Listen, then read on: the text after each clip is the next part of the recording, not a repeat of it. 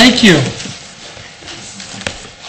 Board of Trustees, our regular meeting on December 6th. I will call the meeting to order at 5:03. Call the roll, Mr. Mahoney. Here. Mr. Genowine. Here. Mr. Crandall. Here. Simcoe here. Pledge of allegiance, please. Pledge allegiance to the flag of the United States of America and to the republic for which it stands, one nation, under God, indivisible, with liberty and justice for all.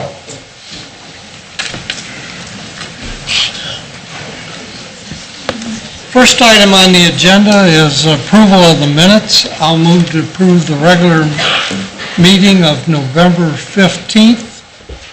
Second? Mr. Mahoney. Yes. Mr. Crandall. Yes. Mr. Genowine. Yes. I'll move approval of the special meeting of November 15th. Second? Mr. Mahoney. Yes. Mr. Genowine. Yes. Mr. Crandall. Yes. Additions or deletions to the agenda, John? I have none. Okay, thank you. Next is presentations for 2017 funding. The first organization is Sylvania Area Family Services. There's Anita. Hi. Good evening, everyone. How are you all? Thank you. Well, this is my first time coming in front of Sylvania Township. I'm more recognized in Perrysburg since I did another nonprofit there and very busy. So I know introductions. I'm Anita Sanchez-Cerda, Executive Director at Sylvania Area Family Services, 5440 Marshall Road here in Sylvania. And I appreciate all of you giving us a few minutes to share a little bit more to the proposal that was submitted. I'm not sure if all of you have that in front of you. Wanting to basically just give you a few more impact stories. I've been at Sylvania Area Family Services for the past 2 years and have seen a tremendous amount of growth. One thing I do want to say, and probably to many people that are sitting here, just thank you for the support of Sylvania Area Family Services and all our programs. I have been working with this municipality for the period of time that I'm here, and it's just great to see the support that we have had in the past and hope to broaden that support here in the future. Looking at what the agency is doing, we have not done anything to improve upon any additional programming structure, more so just really enhancing what we're doing.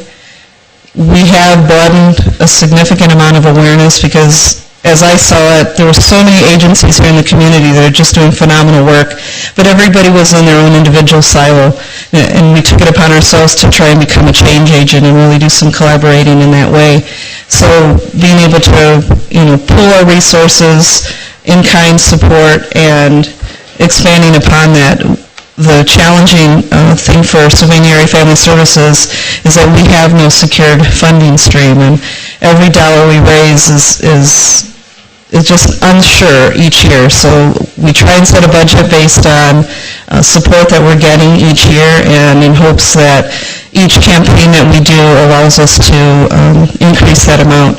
But this year as well, we have seen a 35% increase in the number of families that we're supporting here from Sylvania Township. I do have one more piece of information that I wanted to leave each of you, which just really shows the breakdown in the schools and the increase in the schools on the amount of free and reduced lunches that each of the students are on.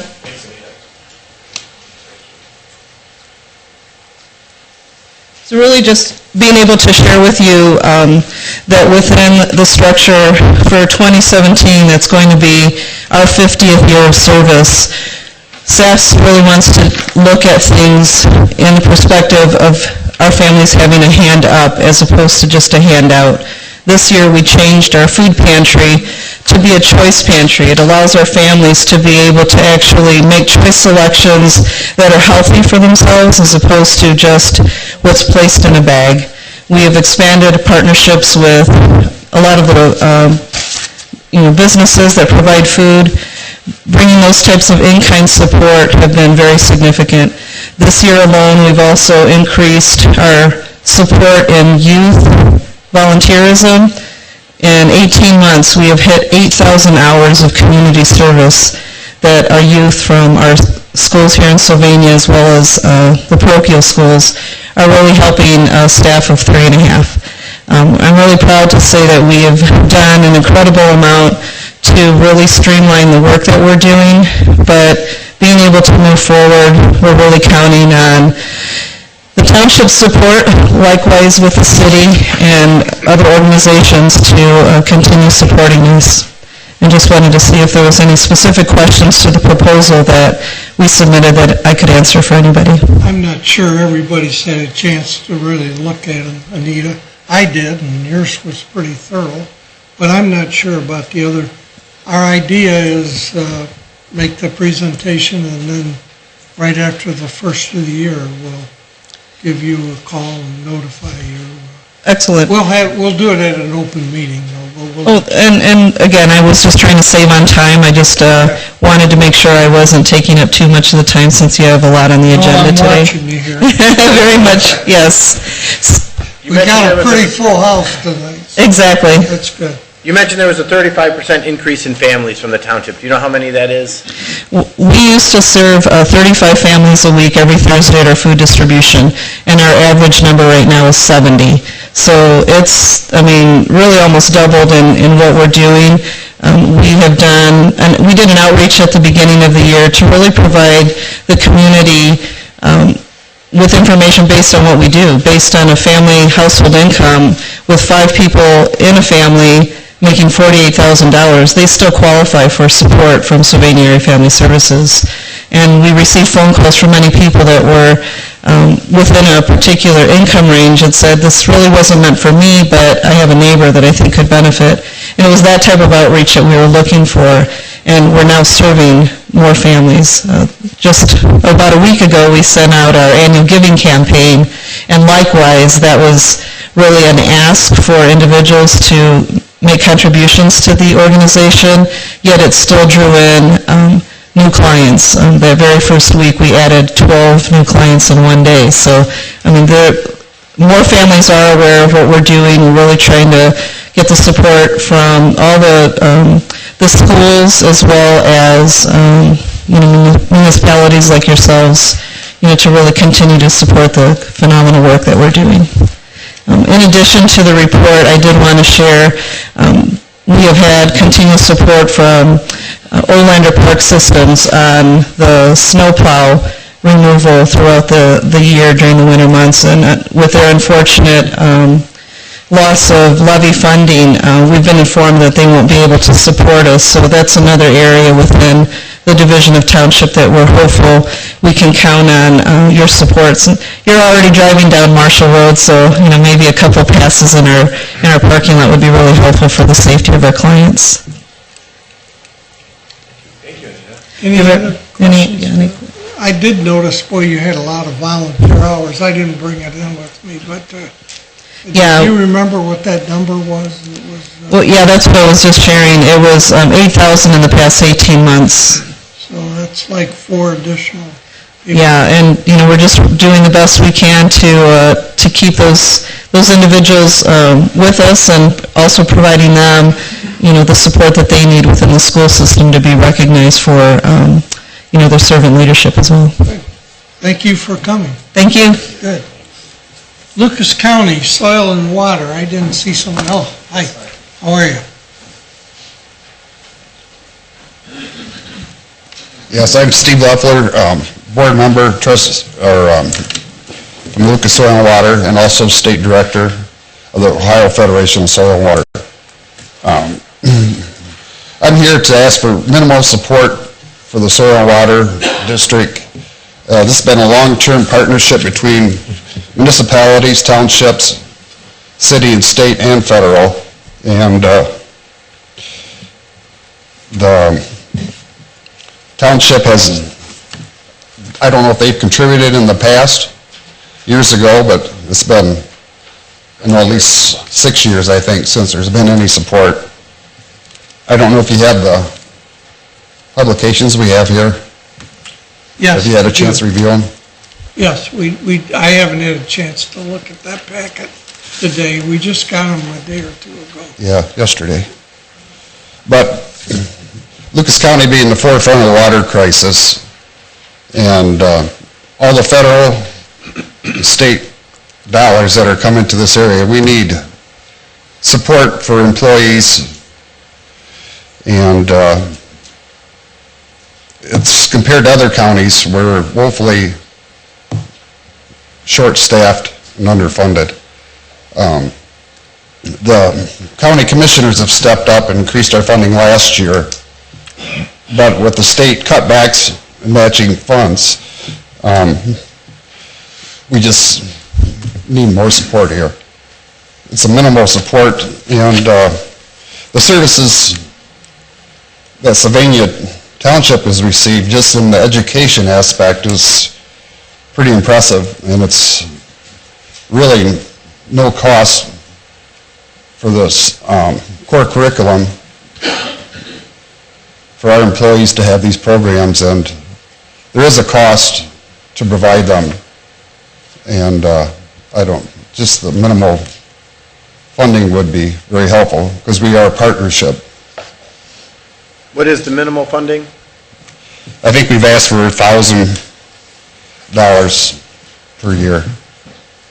John, is there any way we can push this through our stormwater budget, or get them to I will check on it. yeah. The stormwater funding, now that's been moved to the county engineer's office, but we Yeah. used to take care of. But They there still is refund us. opportunities, though, with drainage to come through the Soil and Water Conservation District. Yeah. And everything that's done is state matched. It brings dollars back into our community. As of this year, it's a 73% matching funds from the state of Ohio. So it does bring money back into our community. It's an important piece, definitely. I'd also like to add, too, that Lucas County was declared a strike force initiative from the federal government for chronic and persistent poverty over the 20% level. And the only way that there's $16, $18 million available for the county that can only be administered through NRCS, and the go-to is coming through Lucas Soil and Water Conservation District. Cheryl Rice is our NRCS. She's a Sylvania resident here, outstanding. This is a program I feel very confident in, that there's a lot of dollars for the county coming in. Any questions, Neil? Thanks for your time tonight. Thank No, I appreciate you. you coming out. Good. Thank you, sir. Okay? Next is Sylvania Community Action Team, SCAT. Debbie? Good evening. Thank you for letting us come here and present tonight. I'm Deb Cheney. I'm the Executive Director to Sylvania Community Action Team at 4747 North Holland Sylvania Road.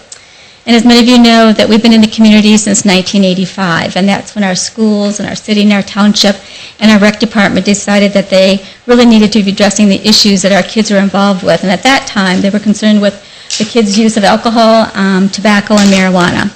Today, in 2016, we're still concerned about the underage use of alcohol, especially with their binge drinking, marijuana use, prescription drug abuse, and which many times can lead into heroin use and heroin addiction.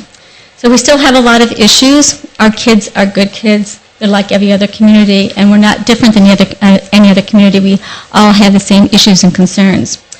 But we need to be addressing those so people don't think that it's somebody else's problem. It's not our problem. They need to think that it could be their kids. So by addressing the issues that we have in our communities, by having them be recognized through town halls, community forums, the information that we send through our parenting tips and our parenting workshops, we're bringing them to the surface. And also, it helps people that do have these issues or problems feel free to come and look for help, and so they don't feel like they're being shunned. We're a small community coalition, and we realize that we can't do everything by ourselves. And by having the support of the governmental agencies such as yourselves, especially with our drug take-back days and with the purchase of our permanent med-return units that we've had in the lobbies of the police department, allows people to be part of the solution to get rid of their medications that they're not using any longer. So many times the problems look so big, and they wonder, like, how can I fit in? But just being that individual advocate and getting rid of their medications they're not using any longer helps them be part of that solution. We know that our biggest focus needs to be on the caregivers of our kids, and that's our parents or other adult caregivers in their lives, because kids do want to please their parents, and we have to remind parents all the time to be the moms and dads, to be that strong parent and not their friends, because they can be a friend with their kids when they're 30, but right now they need to have that structure and that guidance about what to do and know that they always have that unconditional love. So those are that's why we really focus a lot on our parents. We don't have the capacity to really do individual classroom direction or education. So we go about it and doing it in the community.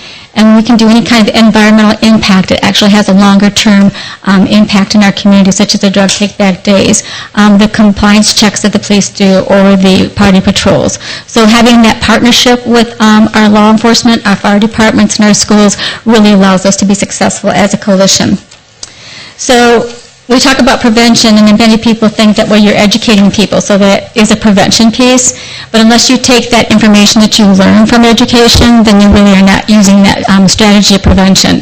We all know that in order to be healthy, we need to exercise and eat well. We know that. We're educated. We can spit it back to us, to each other. But unless we go out and make sure that we pick those right choices of food or do that exercise every day, we're really not being prevention focused, and even though we're educated about it.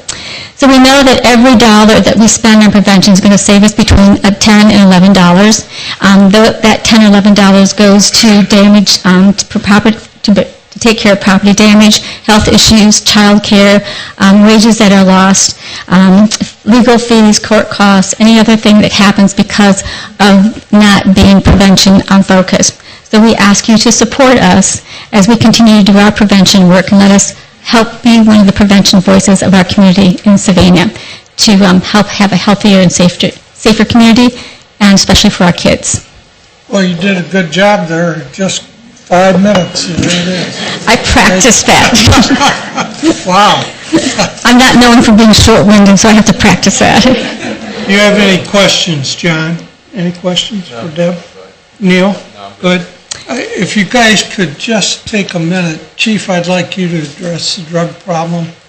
Chief Bomey and then Mike, or one of the two Mikes. We're seeing an increase, but I'll let the chiefs address that. Thank you. I appreciate you listening. Thank you, Deb. Thank you. Well, as Deb said, it's been actually a topic of discussion in a lot of my local law enforcement chiefs meetings and such. The heroin is an epidemic, and one thing we talk about too is the fact that it's the most serious problem is the overdoses and the way it impacts families and the deaths and things like that. But I also will say that heroin addicts and heroin use drives a ton of our property crime, especially the retail theft, the organized retail theft and such, and not just in Sylvania Township, in Toledo, places like that, and especially our big box stores and such. The majority of those shoplifters that we end up arresting or that they file charges on, they're heroin addicts, and they're stealing stuff to try to fence that, to feed their habit. It's a great concern, and it's a concern that's as prevalent in Sylvania Township or Perrysburg as it is in Toledo. It's not like the 80s where coke and especially crack, that was inner city stuff. We saw it out here a little. With the heroin epidemic, it's as suburban, maybe more suburban than it is inner city. Thank you, Chief. Sure. Yeah, it's going across all socioeconomical levels. I mean, as we know, our community is a little more affluent, and we're seeing it increase in our area also just as much as we're seeing Toledo and Perrysburg have it too. So. How many runs are heroin involved a month or so? Well, it's kind of hard to really give it a great number because it depends on how the person calls into dispatch. They may call in that it's an unconscious person, So it gets logged as an unconscious person, but when the guys get there, it's an unconscious overdose.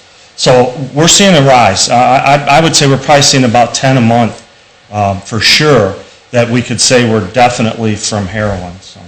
And one thing I can say is, this was shocking to me when I looked at this a little bit ago. Marijuana, you think, states are legalizing it and such, okay? And you see that as a much more minor offense. You'd think you'd see a lot more marijuana type, from a law enforcement standpoint, maybe not overdoses, but as far as carrying those drug instruments or marijuana abuse. But I can tell you that the heroin, which is a lot more serious, is every bit as prevalent as the marijuana out here right now. And that just shocks me. And I think the scariest thing for us is heroin, they get it when it's pure and then they cut it. They call it cutting. It's the stuff that they're using to cut the heroin with. The dealer wants to get a bag like this and cut it with enough stuff and make it this big. It's that stuff. It's the elephant tranquilizers, and it's all the other stuff, the fentanyls and all the Verseds that they're cutting that with. They'll take it from one drug dealer and they're fine for a week. They go back to the same guy and they die from the same amount of stuff that they did before. So I think that it's really got to come to us being much better educating everybody at every level of the society. So. Thank you, Chief. Thanks, guys. And I want to thank you guys. Last year, you said we could do some in-kind help for SCAD, and Chief Bomey followed up, and the compliance checks and party patrols we're now doing as an in-kind service. So I appreciate your support on that. Next, Sylvania Arts Commission, Jennifer. So I have to follow that, huh? I'd like to say, though, as a parent, with what SCAT does and with what all of the different local enforcement agencies around that help the community, it really does make a difference. And, I've got 3 kids in the schools, and it's such an important service. So putting aside the fact that I'd like to see some funds go to the Arts Commission, SCAT and Family Services also, both of them provide such great services for our community. So thank you for what you do for supporting them. My name is Jennifer Archer. I'm the Executive Director of the Sylvania Community Arts Commission. We're at 5632 North Main Street in the Chamber office currently. We are moving effective January 1st to be part of the Historical Village, to have our own office with a door and kind of continue to expand our services and our offerings and grow. So we have a lot of changes going on. I'm sure most of you know I've seen you at our events before, but the Sylvania Community Arts Commission was started as a nonprofit in 2003 as a combined effort of the city and the township, so we wouldn't be able to do what we're doing today without the fact that our 2 organizations or communities kind of came together to support that and make it happen. We do a lot of different things in the community, from Maple and Main Art Fair to Redbird First Friday Art Walks, to other things that not everybody knows about, like helping bring the orchestra to the community. We have 3 performances that are free throughout the year. We have about 60 to 80 members that perform and that practice and rehearse once a week over the course of the school year to make those happen. We bring opera on wheels into the schools. We have public art. We do a lot of different things. Our impact, when you step back and look at it, we kind of estimate that we have a reach of at least 15,000 people a year that are participating actively in our programming and our events. And that doesn't count the other ones that we aren't necessarily aware of that might go past a mural that we've done. The importance of the arts in our community, there's kind of a mix of it. It definitely impacts the quality of life, and I really truly believe that it makes Sylvania and our general community a better, more creative and inspiring and positive place to live. I think we've all heard before, especially with the introduction and the implementation of STEAM programs through the schools and through different community groups, that art is really important to our kids when it comes to education and learning. We do everything that we can to kind of grow what we're doing, and most importantly, I think one of our biggest assets that we offer to the community is what we do to making the arts accessible to people in our community, whether it be with Family Services. We were able to collaborate with them with a grant from the Ohio Arts Council this summer to bring music to their student summer program, to the education programs that we support in the school. So we really appreciate everything that the township has done to help us grow and to have more reach. At kind of a best guess number, trying to figure out what our volunteer hours are for a year, we rank that we have over 10,000 hours of volunteer hours put in. And I am a part-time staff member and I have a part-time assistant. So between the two of us, we have about 15 hours a week on average that we serve, sometimes 60 if we have an event going on, but that kind of sums up who we are, so I don't know. You can't be accused of overstaffing. Well, if you look at our volunteers sometimes, thanks to some great people that we have involved in our board and our volunteer community members. We did just also participate in Giving Tuesday. We kind of threw a last-ditch effort online to see what we could raise, and we were able to raise over $2,500, so we'll be able to apply for a matching grant through the Toledo Community Foundation, which we're pretty excited by that kind of response. So. For any questions, Neil? You have any questions for Jennifer? Thank you. Thanks for everything you do in the community. Thank you. Thanks. Next is Sylvania Chamber of Commerce. Michelle? Well, thank you, gentlemen, for the opportunity to come and speak to you tonight. This is the first time that I've presented in this capacity. I've been with the Chamber. It actually marks 7 months today, so still somewhat new, but have been honored to work with each and every one of you so far, primarily with the Community Improvement Corporation. So I'm here today to ask for support for the Chamber.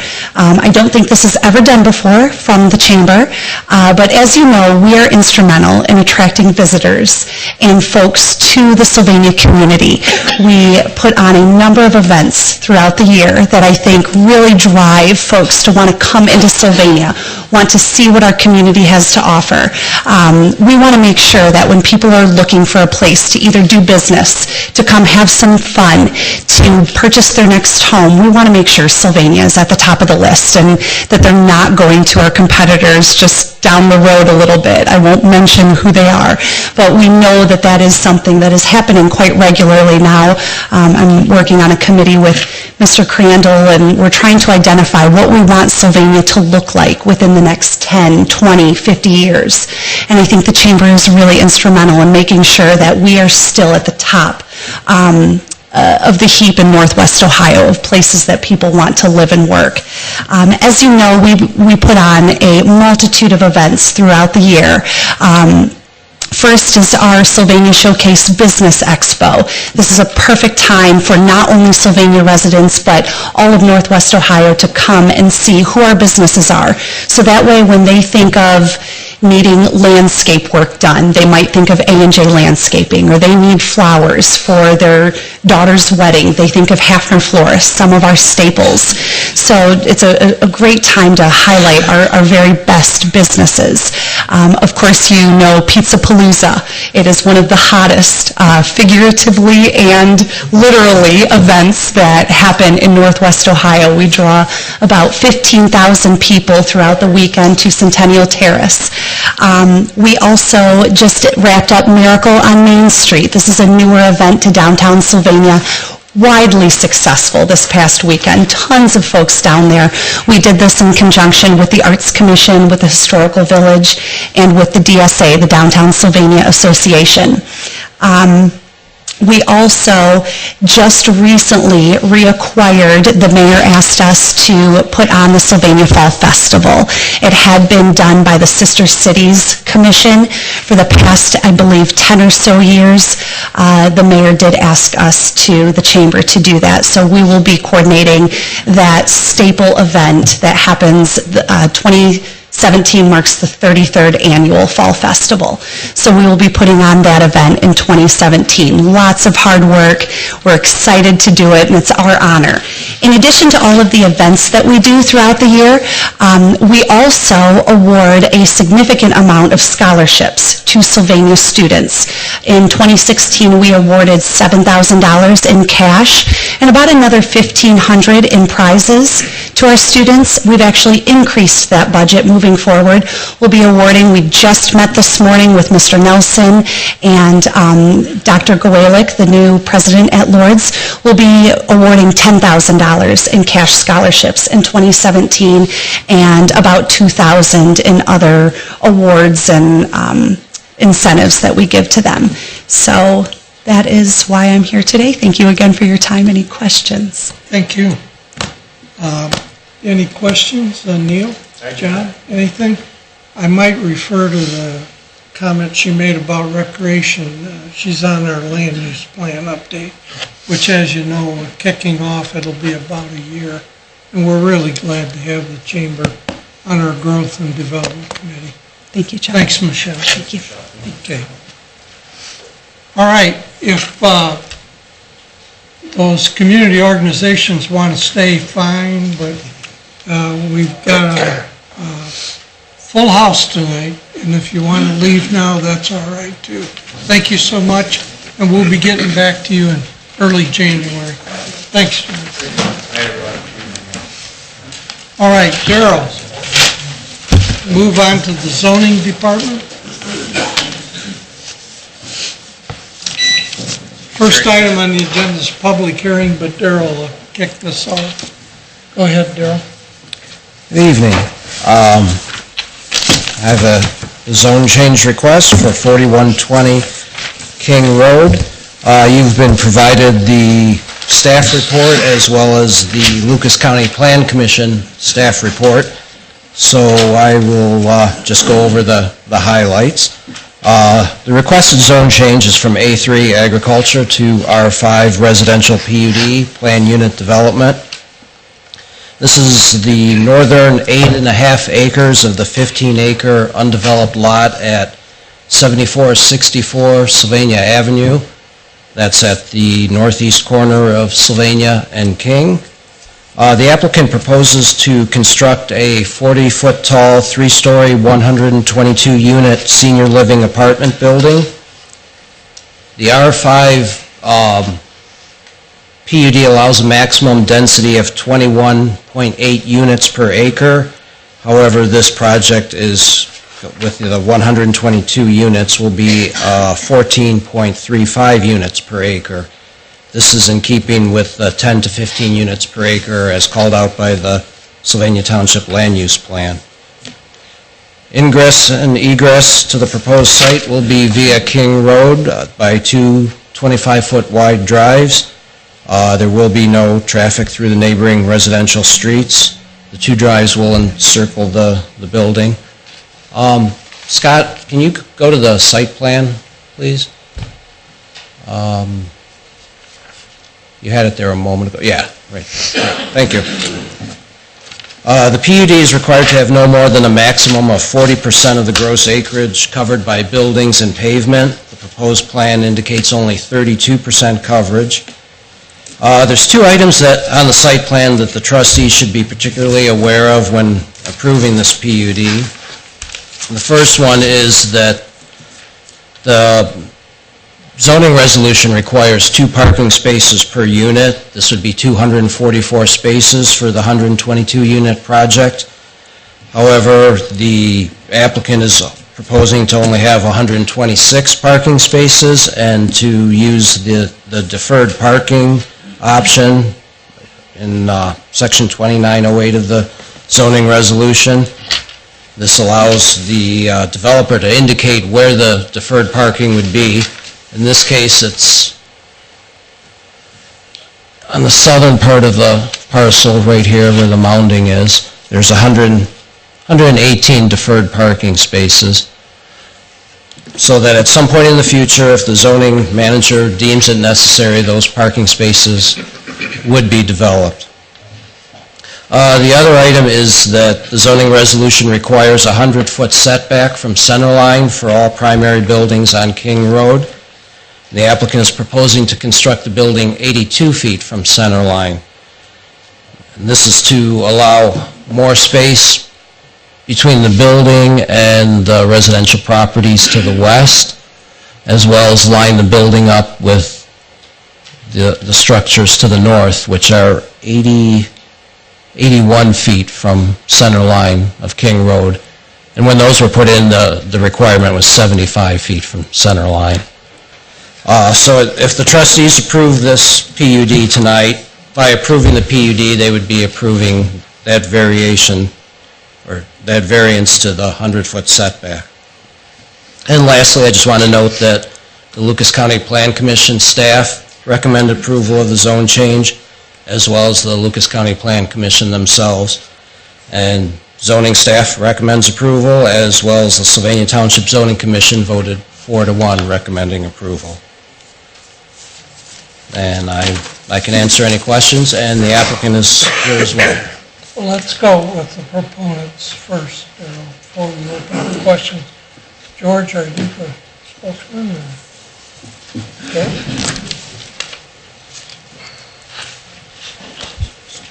Thank you.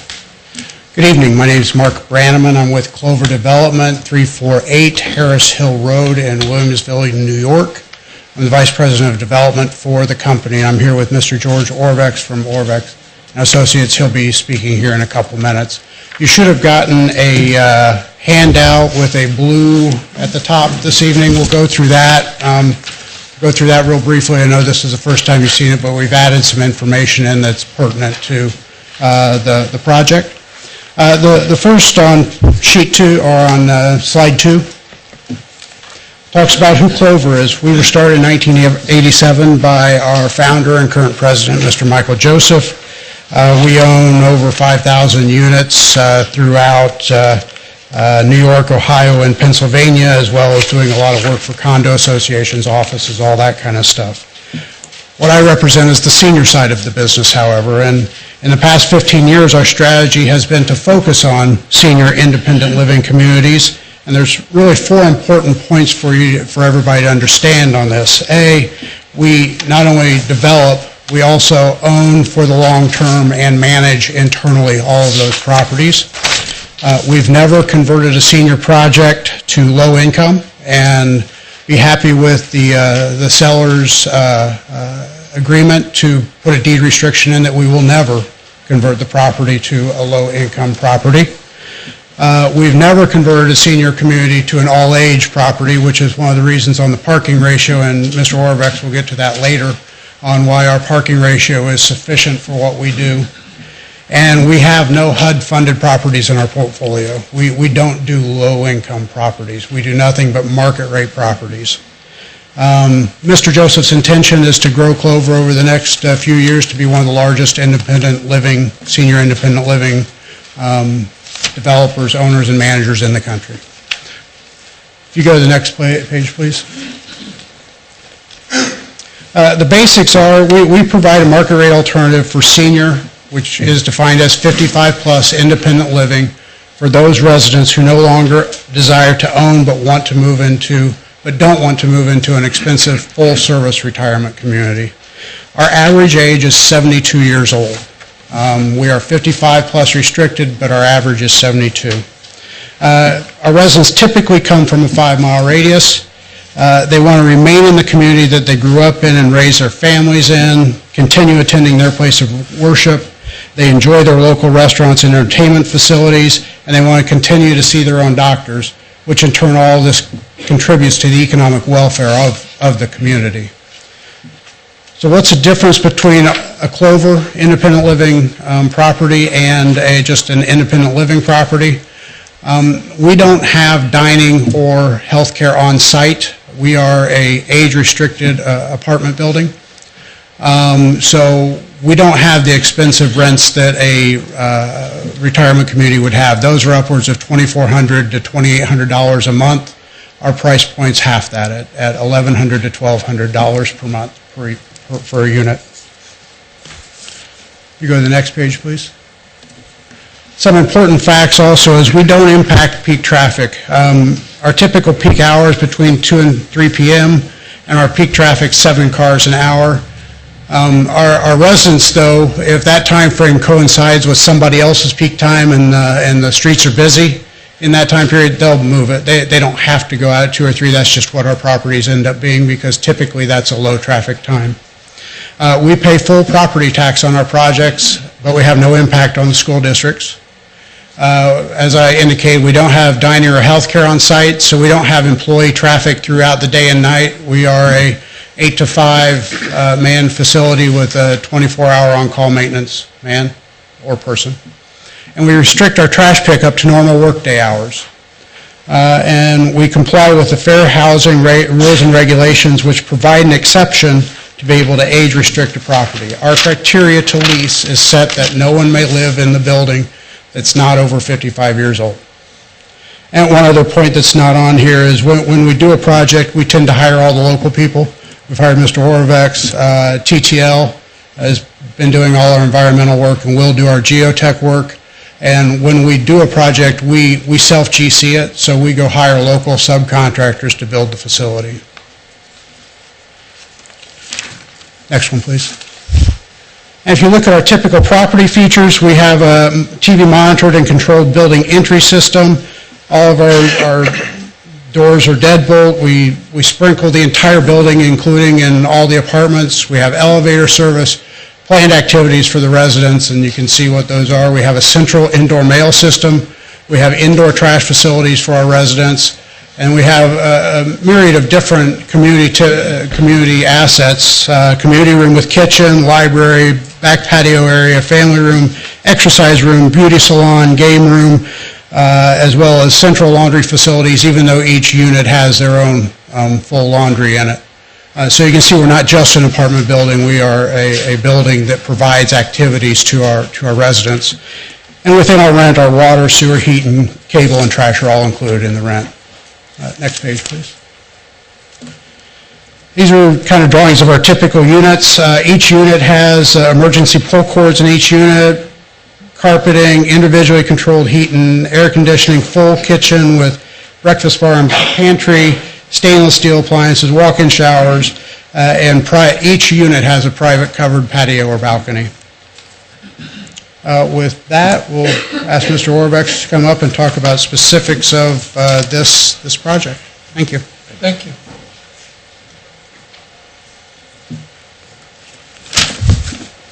Good evening.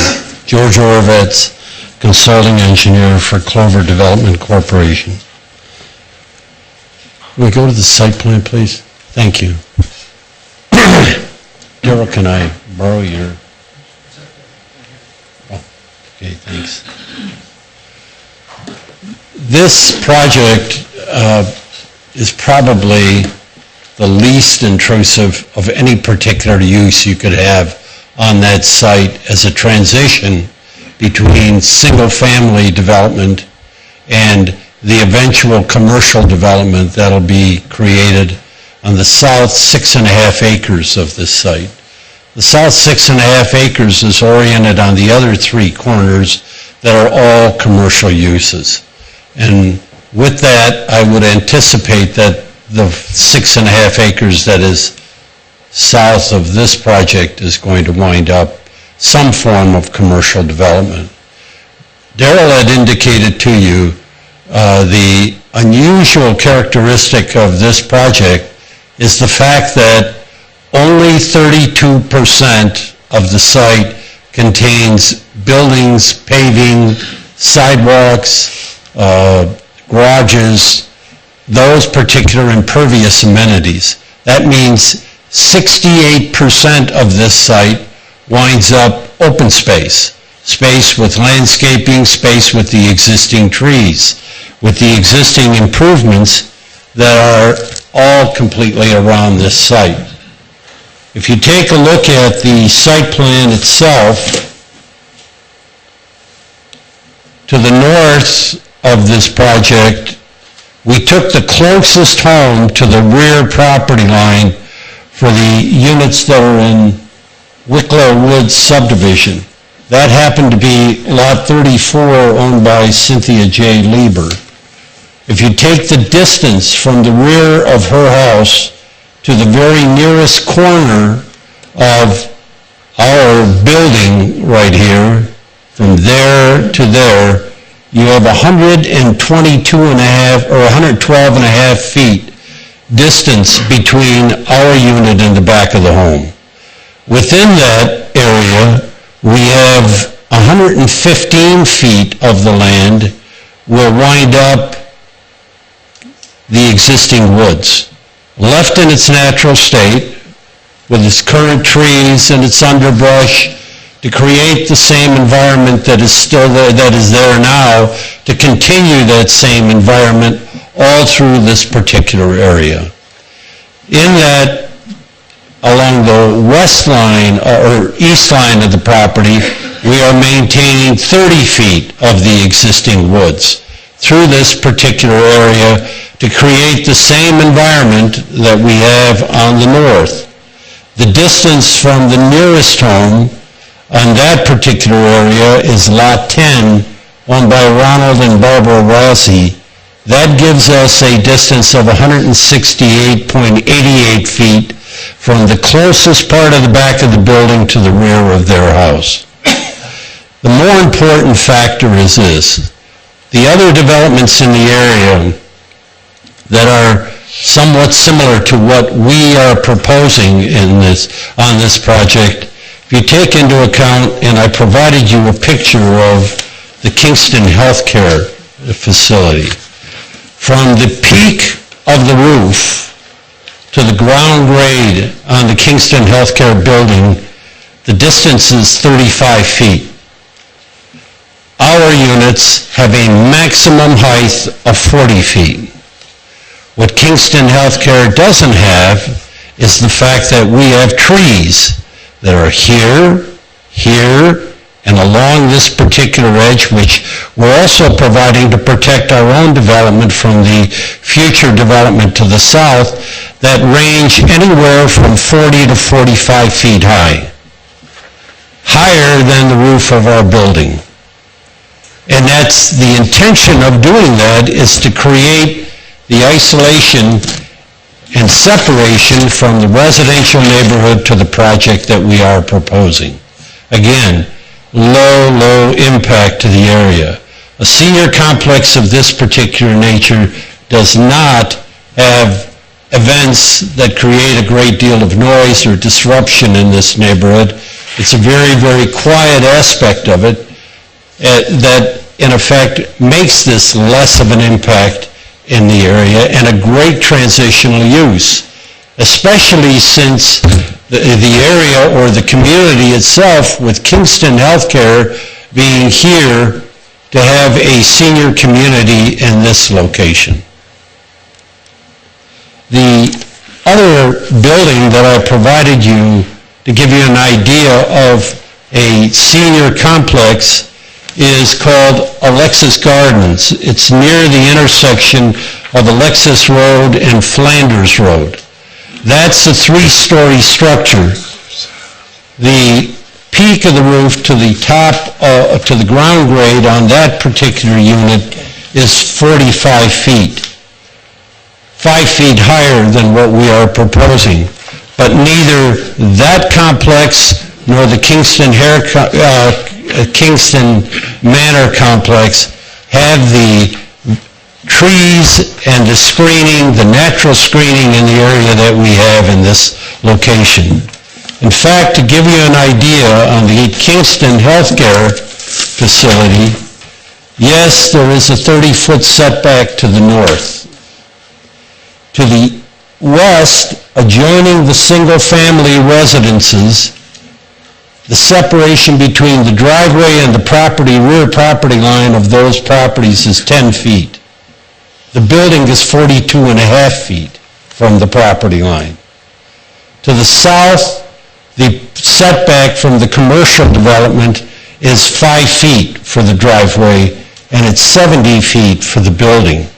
Obviously, in this particular case, we have decided to be far more sensitive to the developments that are to our east and to our north than, in fact, the Kingston development was at the time they built that complex. Their setback from the right-of-way line, the 50-foot right-of-way line of King Road, is 80 feet, similar to what we are proposing. And that 82.5 feet goes to an architectural projection which is 6 feet deeper to the main portion of the building. So in essence, if you took out the architectural projection, that building is 88.5 feet from the right-of-way line or from the center line of King Road, or 11.5 feet less than the required 100 feet.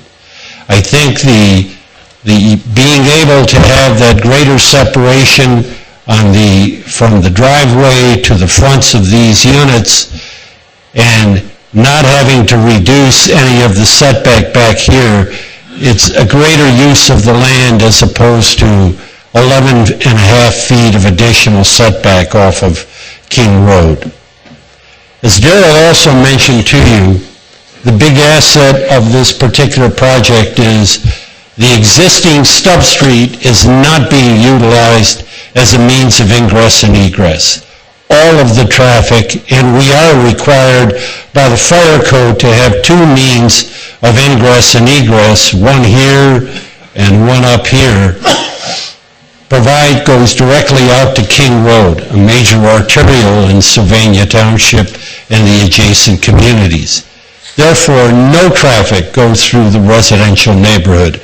It is directed to King Road, and in all probability, most of this traffic coming out of this project is going to be heading to the south towards Sylvania Avenue to take advantage of the shopping opportunities in that location. This again being a 40-foot high building, even though the code will allow them to go up to 60 feet in height, with the trees and with the adjoining developments in the area, identifies that it is consistent with development that has occurred in this particular area. It is not a high-rise building that's going to stick way beyond the level of the trees and be visible for miles. This is, in fact, a low-impact development because of the nature of the fact that 68% is open space. Can we go to the next slide, please? Okay. What this does is emphasize for you, for instance, the 168 feet for the home located on the house to the east of us. You can see the height of the trees. You can see the height of their home is about 25 feet to the peak of their roof. The garage that's being proposed for some of the parking spaces and some of the units would be located in this area, and here's the height of our building. If you took a visual view to see that particular building, you're looking right straight through the woods. To the properties to the north, that's where you have the 115 feet of woods. The rear of that property, we have got the height of that particular building. Here's the 40-foot height of our building. Again, you have to look through the woods to be able to see the building itself. Next slide, please.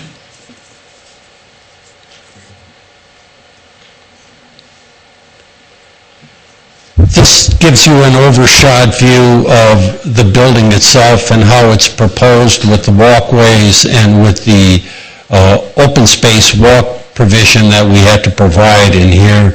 The dumpster is in this location as far away as we could get it without it being in the front yard of King Road to ensure the fact that it would not be an intrusion into the neighborhood. The fact that the dumpsters will be emptied somewhere around between 10 o'clock and 12 o'clock in the morning certainly is not an issue that is going to create a 2 o'clock or 3 o'clock emptying of the dumpster and the noise that would be created by that would be offensive not only to the residents in this complex but also to the residents in the perimeter of the development itself. The recreational area, external recreational area in this will be heavily landscaping along King Road along with mounding. There will be mounding along the south side of the property as well as retaining a portion of the existing tree line in this area to provide a buffer for us from the eventual development of the property to the south. Again, being very, very sensitive about the areas adjacent to us as well as our own internal development. Next slide, please. This gives you a comparison of what the code requires and what we are providing. The code requires 100 feet from the center line of King Road. We are at 82.53. Or if you take the architectural projection, that would be 88.53. We have provided the side yard setbacks for landscaping of 30 feet. We have provided the rear yard in excess of 30 feet. Here to the north, we're 150 115 feet. We're at 30 feet to the rear of the garages on the east side of the property. The maximum height of the building that would be permitted under the code would be 60 feet.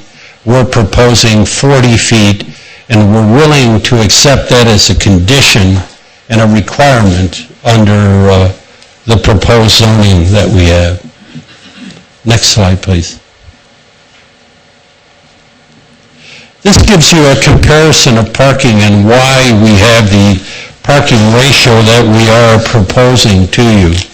These are the projects that Clover Development owns that are senior projects throughout the country, as Mark has indicated to you. You can see that from the parking spaces that are provided, they go anywhere from 66% of the spaces are utilized to 88% of the spaces being utilized by the tenants themselves. If you take 78% and take the average, out of the 126 spaces that we are providing, that would mean that 100 spaces out of the 122 units would be utilized by the residents. 26 spaces would then be available for guests or people working within the complex itself or providing the services within the complex, more than the amount of parking that we would need at any one particular time. We have, because of the code requiring it, that we provide additional parking spaces, but we don't see from any of these projects that we in effect are going to be needing to add parking spaces on this particular site. I also looked at Alexis Gardens concerning that same ratio.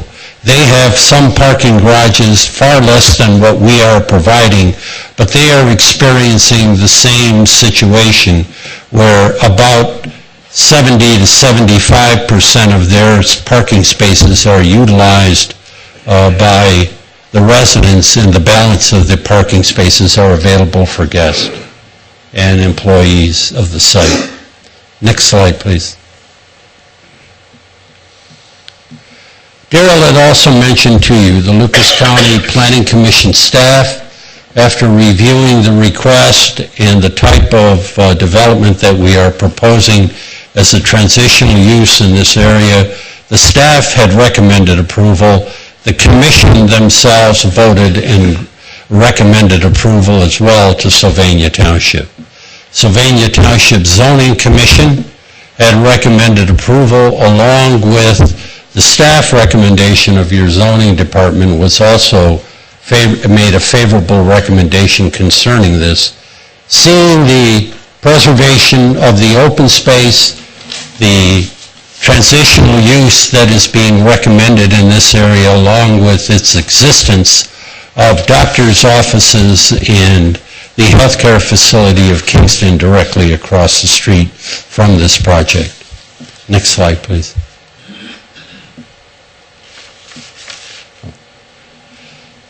Well, that's what we're proposing to you. This is the site we're proposing to you.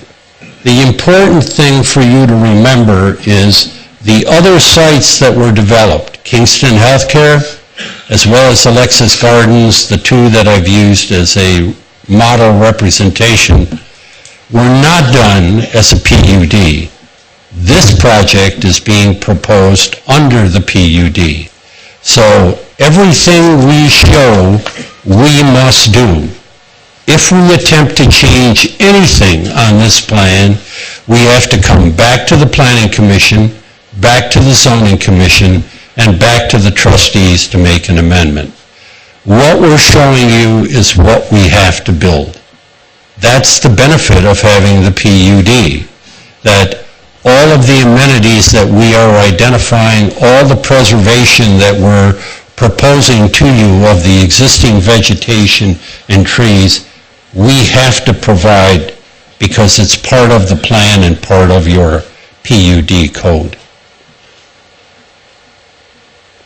I urge the trustees to concur with the Zoning Planning Commission and with the Zoning Commission. This is by far the best use of this land. And due to the fact that it will have a minimal impact on the community from the school standpoint as well as from traffic and the other particular demands that are on it from the township itself, but generating a very, very favorable tax base, we hope that you will support our request. Thank you. Any questions? Neil, either from, are you the last speaker, George, or is there another? I think Ken Marciniak. Let's go through all of the proponents and then we'll ask for questions. Okay, go ahead. Ken, are you going to speak? Okay. I got a couple questions. Yes, Go sir. ahead. On deed restrictions, Yes. who enforces that? So say you've got a deed restriction that says it's only 55 and older, and you violate that. Who enforces that, and what happens then? Well, primarily your loaning institution is the first one that would enforce it, because if it shows up on your title work, and if it's on a deed restriction and you attempt to do something different than that, obviously your loan is in jeopardy. That's the biggest noose they have around you, that you must in fact conform. Clover Development is willing to do that, and they're willing to put that condition as well of the height limitation as well as the other conditions that Mark had mentioned to ensure the township that this will be a market rate quality development. The PUD, as part of that overall requirement, also becomes part of your loan documents. And so consequently, if you deviate from that, not only is the township after you to enforce that all those conditions are met, but also your loaning institution as well. As we found out in many other zoning actions, we don't have much legal authority as a township, so I'm just curious, and I would assume if you kept paying your bill, your bank's not going to come in and change anything until 10 years and you've got to refinance your project or whatever. The normal process, Mr. Genuine, is that when the project is completed, we have to provide what's called an Alta survey, showing all of the improvements, everything that's been done on the site.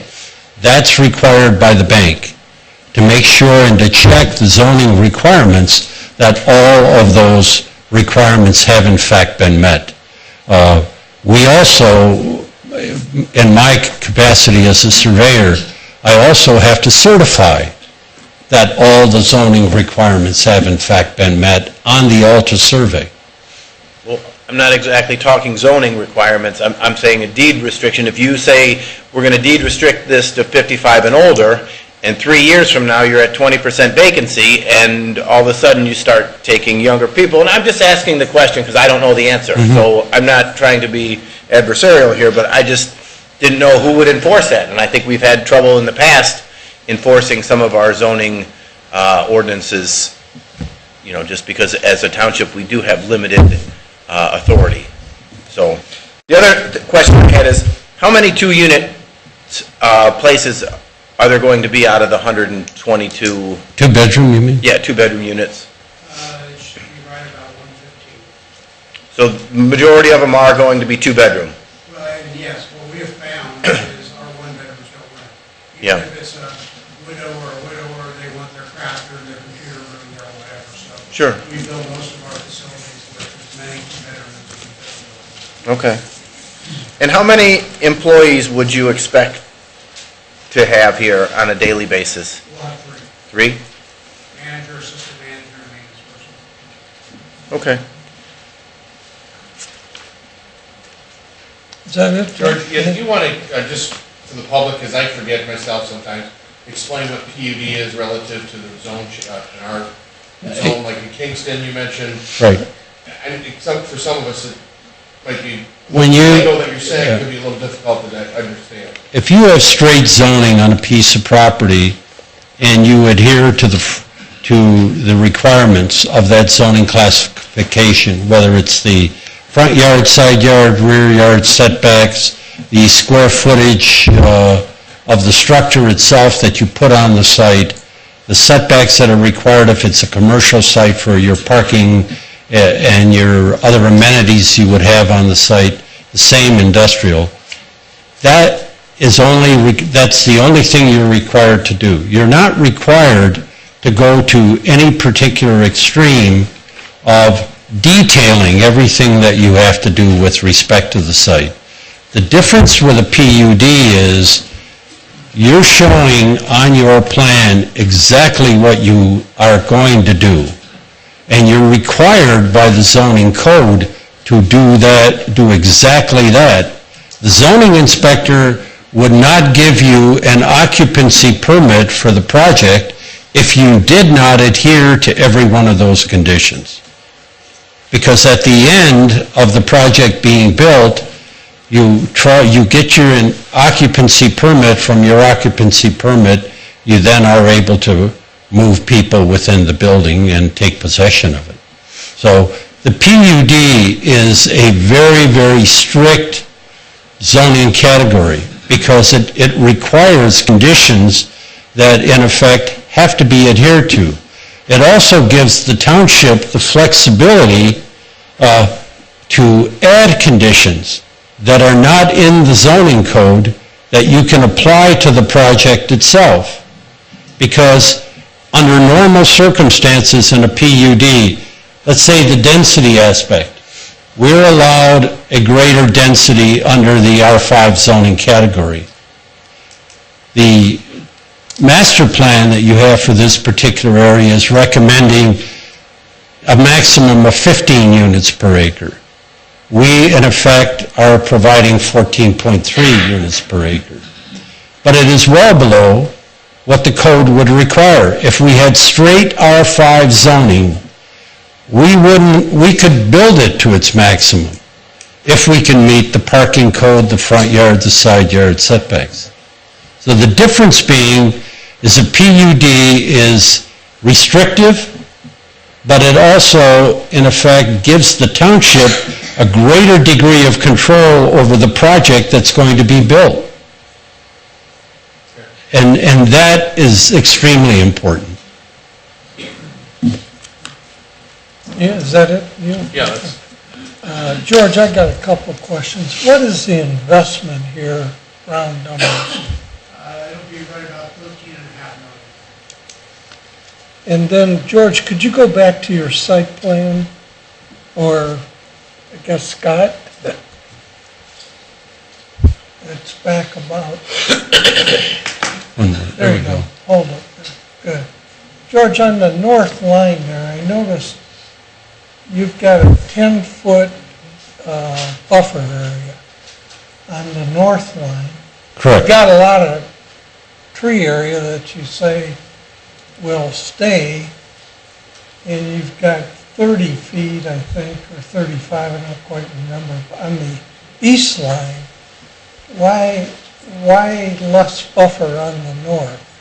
I mean, wouldn't it be easy to just make that 30 or 35, whatever you have on the... Oh, certainly. The code requires 10 feet. No, I know that, but you've went on the rear, and then you've got the mound and the plantings for the commercial.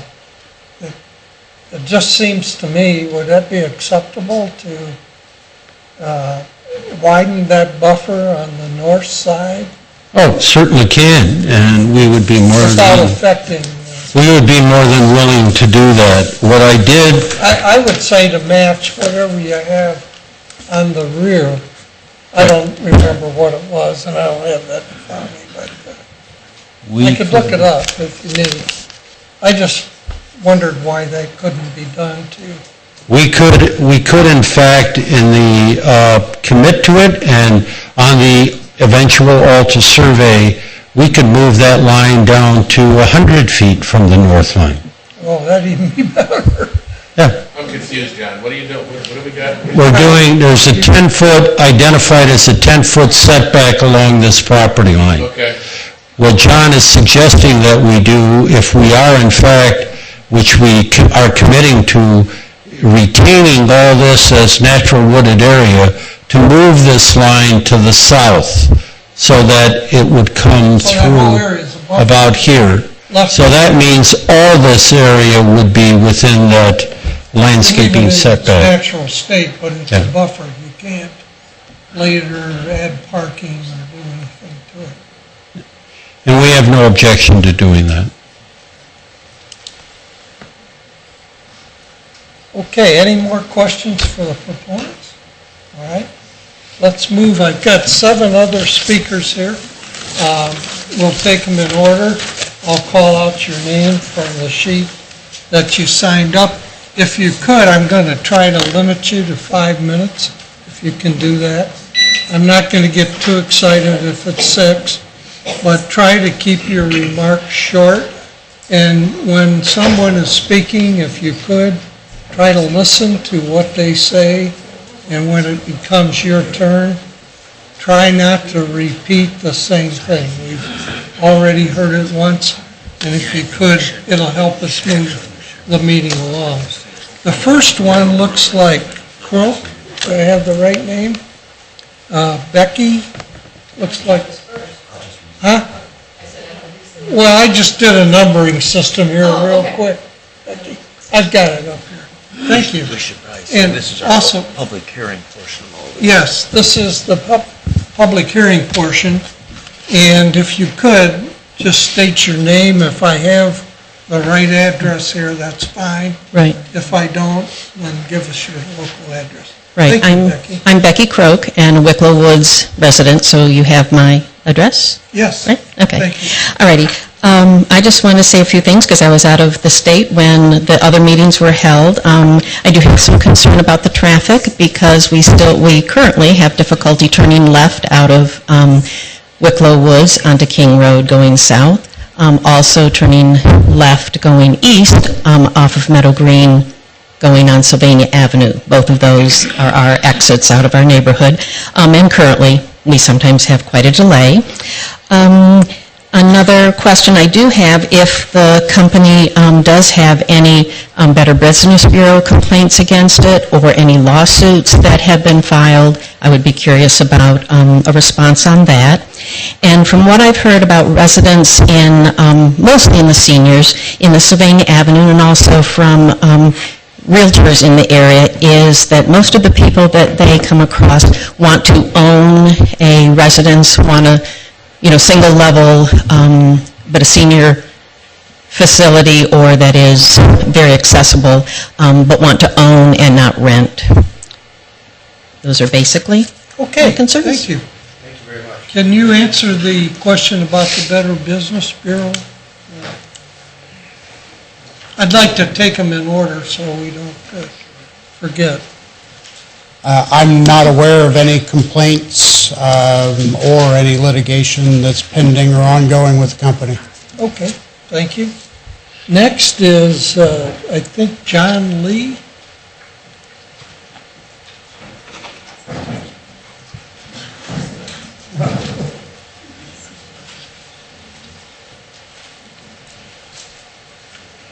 And John, you live on Meadow Glen? Correct, sir. Okay, thank you. John Lee, 4020 Meadow Green Drive. I'm opposed to the project. I live to the east side there, and I'm actually not directly against it. But, just the idea of having the large, high-density, apartments right there, I just don't feel that it's going to do well for our single-family residential neighborhoods that we have on both the adjoining streets. I would remind that the southern portion is not commercial today. It's still agricultural. There are quite a bit of wildlife that live in there. Some are possibly protected. I'm not sure. I know some people were working with some of the state agencies to figure that out. Just a couple points. On the traffic density, I'm not familiar with the 55 and over, senior living. But I work with quite a few people that are 55 and over, and they work, they commute, they're driving in and out, they're just as active as me on a daily basis. For me to qualify that as 55 and over is something totally different. I'm not so sure I agree with that.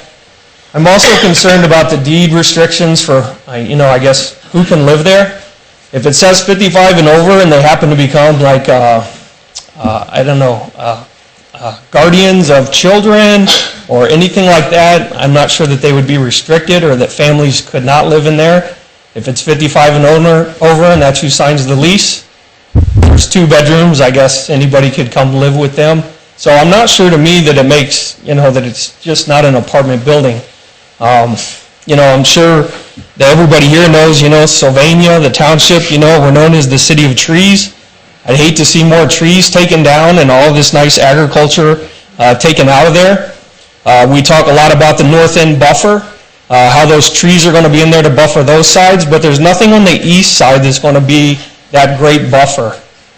When you talk about a single-family home and a large 3-story apartment building that's less than half of a football field away, to me, that's very much out of character for that neighborhood. Just adjoining, there's no transition there. You go from little house to great big apartment. I live there. There's nice woods. The leaves will go off, and you're going to see right through the woods. So to say that that buffer is going to be there and you won't even see it, I'm not so sure I concur with that as well. I did ask a question early on, about the high-density housing and if it was possible, like Kingston residents or to look at something smaller. The reply I got downtown at the other commission meeting from George was it wasn't economically feasible. And for me as a resident, like Michelle spoke from the Chamber of Commerce, we're always looking to better our community. We want families to come here. We want to be nice. We want to attract people and things. I'm not so sure, that the economic interests of a development corporation are always in line with that, A lot of people I know want to have the ownership. They want to be in the single-family homes. That's why they come here. If you want a country home, you move to the country, So that was another point I had. Talked about the traffic. I guess I will give some others a chance to speak as well. There are just many concerns that we have. When Mr. Orvitz, when he talked about 32% of the space and all the open space. And, I would contend that the reason you have so much open space is because you're going taller. If you would have been 2-story and to get, the same layout, you would be taking up a lot more of that space. He talked about using the 32% and having the 68% left over. I think they are achieving some of these numbers, and, it's just, I guess, a matter of opinion, but because they're going up and they're going taller. And there's not a lot of tall apartment buildings in the township or in the city. And once we start going to 3 stories, then will 4 stories be next? And where will we place those? I'm not sure. I know for the people I've talked to in real estate, being right next to them, I would not have bought the house if it was right next to there. That's my opinion. I've been told that there's a good chance it's going to negatively affect the property values, so there's some material value and risk here. For the current owners and the current residences that are already here, I'm not so sure about, others, but that's what I have to say. Thank you. Did you say? Questions? Yeah, or did you say you're on the east side of the road? I am on the east side. Yeah. So I'm not in Wicklow Woods, I'm from Deer Hollow. I got it. Okay, thank you. Yep. Any questions? That's for John? No. Thank you, sir. Thank you. Number 3, Catherine Riley. I'm sorry. That's okay, really bad. Oh, Gentlemen, I believe you all received the letter. Yes. Yes. I'm here representing Wicklow Woods Homeowners Association. I'm the president there. This project has been handled incredibly poorly right from the start. Many of the residents in our neighborhood who should have received notification of the building and the meetings because they're within 200 feet of the construction never received that notification. I had to chase a dog's tail to figure out the order of things. I do know that George had been contacted and was to send letters out to those people. Judy Gerken, did you ever get a letter? She did. When, for this most current one? Where's Judy? She had to leave. Okay, okay. So they may have, but he was also to held another meeting that never occurred. I think, Mr. Genowine, I think you questioned the number of parking spaces.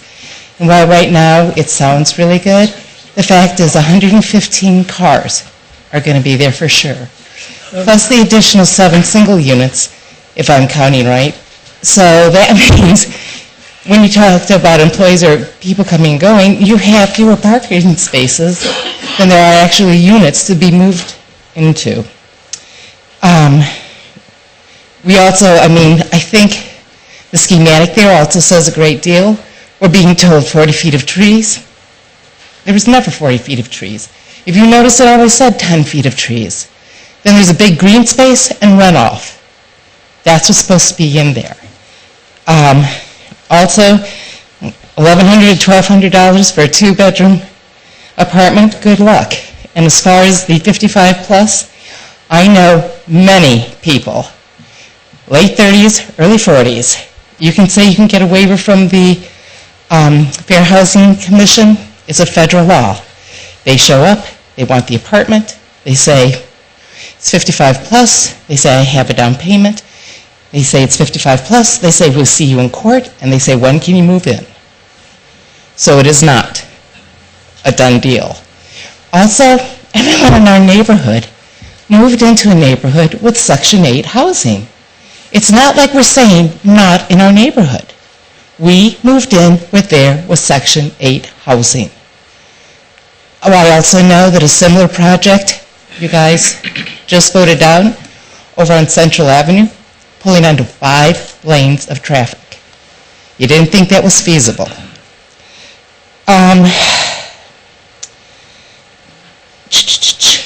The parking spaces, we've talked about protected animals. Kingston, we talk about violating things. Kingston was in violation of a couple of the zoning codes you changed. Nothing was done about it. There was an impending lawsuit because of noise pollution from their air conditioning unit. You're sticking a 4-story building in the middle of a residential. It's got to go somewhere. Kitty corners behind Kroger is my suggestion. But like I said, it's just, I don't think it's feasible. I think the fact they didn't show you 40 feet of trees should be a good warning sign. They intend to make money. A bank has no soul. They don't care where the money comes for their payments. If they're 20% under residential, they're gonna rent to whomever comes in. So, I guess the fact that my people didn't get notified until we made a big stink about it, the fact that that drawing is not representing what's coming out of their mouths is a huge concern. The fact that they could sell 10 years down the road and all bets are off. My concerns. Thank you. Okay, thank you. Thanks for your email. Bowen, Tom, Kathy? were you going to have them respond to each question, or? No. Do you have questions? No, I don't. I'm Okay. going to try to limit the debate. Okay. Some of the things, people have a No, I know you just said that, I just want to make sure. Yeah, All good. I felt like, that's not 5 lanes, it was 2 lanes. I just like to move on. I hope we're smart enough to evaluate the comments. Kathy Bowen. Oh, there you are. Hi. Meadow Green? Yes. I have your address, thanks. Well, I have here some of the documents I found on the New York Supreme Court documents available online for anyone to look at. I threw away, recycled some of it after the zoning meeting, that I had documents where their company, under several different names, being sued because of what she said. Anybody can go there. I'm 18, I need an apartment. No, we can't rent to you. Well, the fair housing, they can get an apartment. It's under several different names. You can find it, it's easy. Lots, there's like 70 to 80 court cases, closed and open. I'm shaking, I'm sorry. Thank you. Thank you.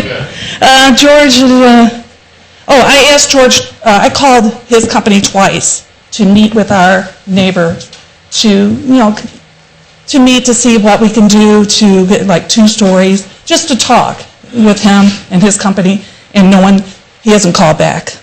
Okay, the history of bankruptcy, okay, I already said that, New York Supreme Court, 60, 70 documents.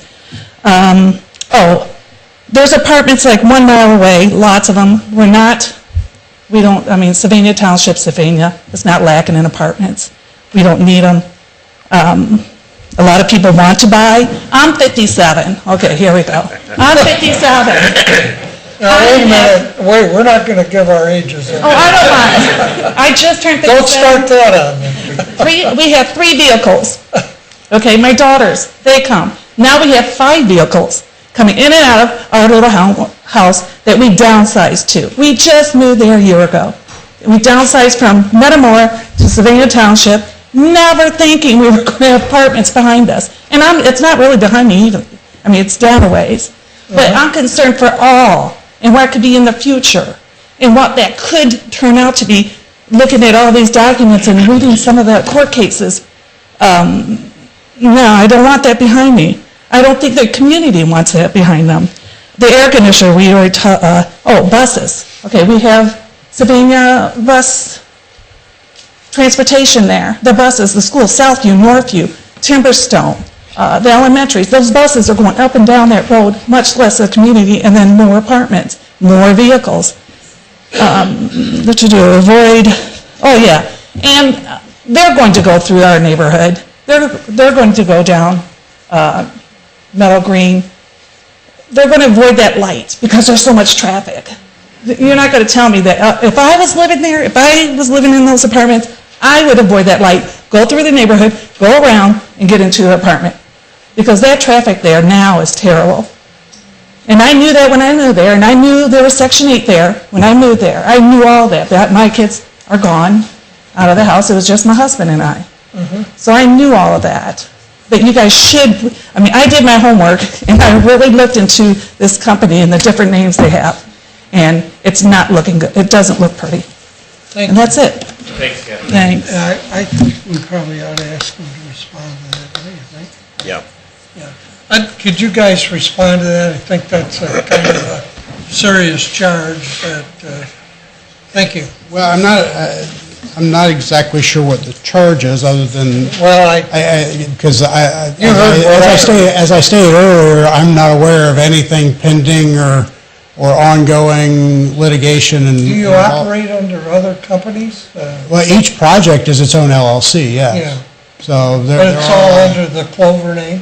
Pardon me? It's all under Clover? Not necessarily, although most of them have Clover in the name, yes. But again, and I asked our legal counsel prior to coming here, is there anything I need to know about that may pop up? And she said, no, there's nothing going on. Now, there may be other people out there that have Clover in the name. I don't know. I have a cell phone, and I did screenshots of every, so many pages, page after page, because yeah, well, we're not going to get that detailed, but I'd like to get I can tell you what I know, and I don't know anything about anything like that, and I've asked our counsel about it.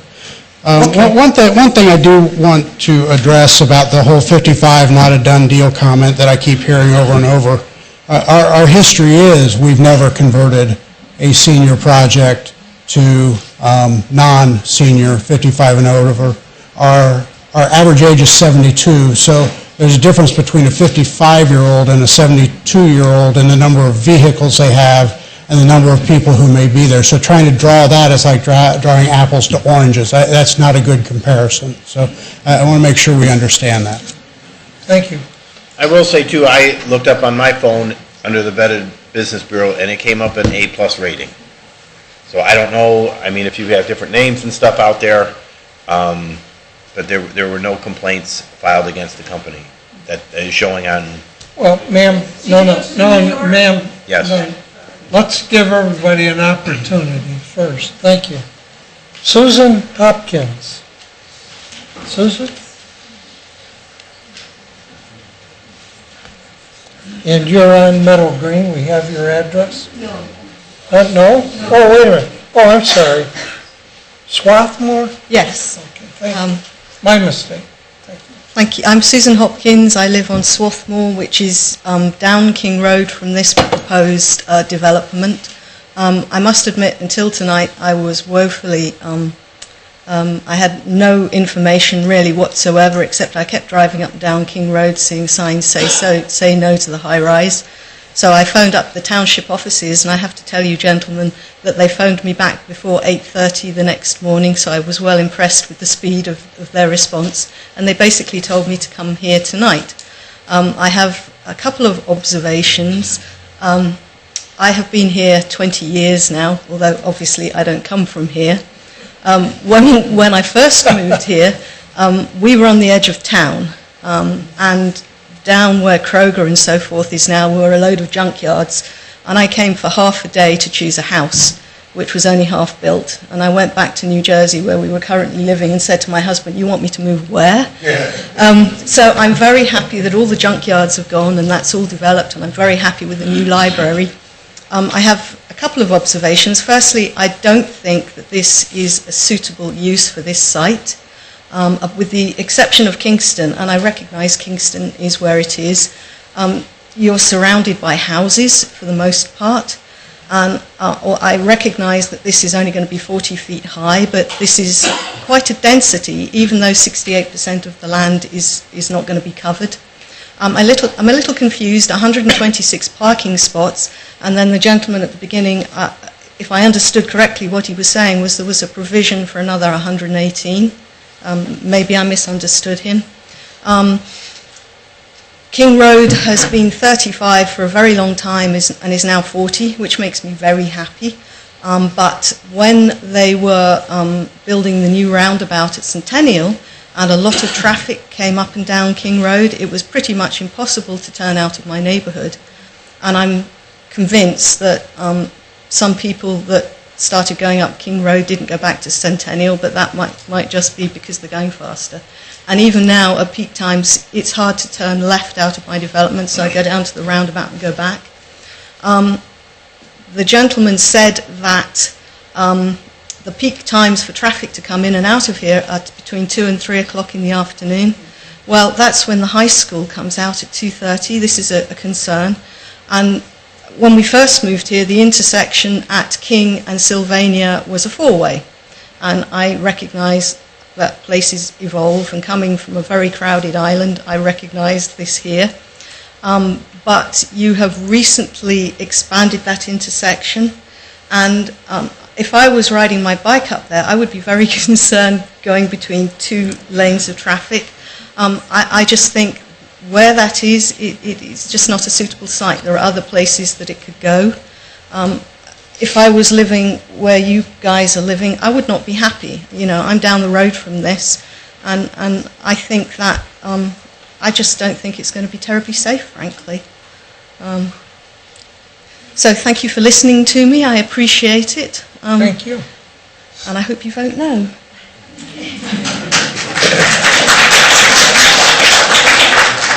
Mary, Miss McKinstry? There you are. Thank you, Mary. And you're on Cherry Grove Lane. My name is Mary McKinstry, and I'm the president of the Oak Creek subdivision, which is on King Road, across from the proposed development and next to Kingston.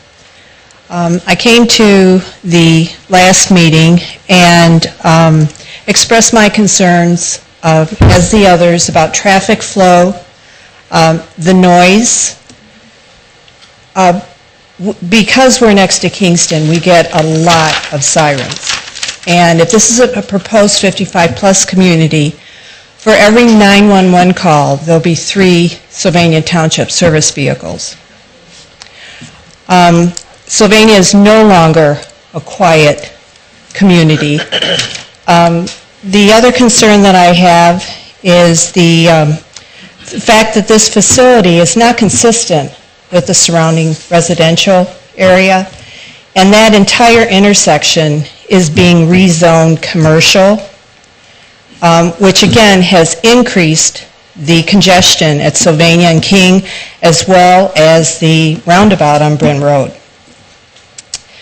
I'm not sure if anyone is aware, but I'm getting the impression, and just counting the senior housing, we have 4 senior housing in the Sylvania Township area, and 7 elder care facilities. If Sylvania turns into a senior community, how is that going to affect our property values? And how will the seniors be able to support our school system? And that's a concern that I have. As a baby boomer, I will be faced with downsizing and selling my home. And I have to be able to sell my home, hopefully to a young family with children, to be able to move into some of these facilities. Those are my concerns. Thank you for your time. I have one question. Oh, and I also have one comment. About 10 minutes before I left for the meeting, I received an email from a homeowner. I represent 80 homeowners. And there was a random sampling of homeowners that received communication to the meeting in October, as well. No one received any communication to this meeting whatsoever. We were made aware of it by the signs that were posted along King Road. But we have homeowners who are very upset because of the time of this meeting. The last meeting was at 6:30, so this meeting wasn't convenient because most of the people were working. But the general consensus was that Oak Creek was not communicated properly with regard to this issue. And we are affected by it. We were seriously affected by Kingston. When Kingston came in, not only, again, was the traffic increase, the noise level, but our water pressure went down. And people started having problems with basement water and problems with their sewers. And at the last meeting, I brought that up, and I was told to contact Lucas County. And again, I'm wondering whether our sewer systems will be able to contain and support 120 units. I do have a question for you. You mentioned something about commercial rezoning. Where was that? Well, when we moved to Sylvania, the area that we're in was Sylvania Township, and it was residential. And then when CVS moved in, and Kroger, then... I thought you meant a pending case. No, but that whole intersection is commercial, and that... Three corners of that intersection is the city. And while we try to work together, that commercial zoning in the new library is all city. This is the last parcel in the township. I wasn't sure you were aware of that. Right. Okay. I am. Thank you, Mary. Thank you. Any other questions? All right.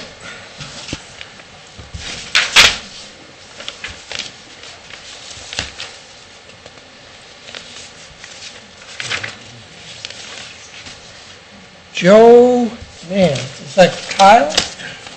Joe Cole? Cole, maybe? Cook. Okay. No sense in beating a dead horse. KOC?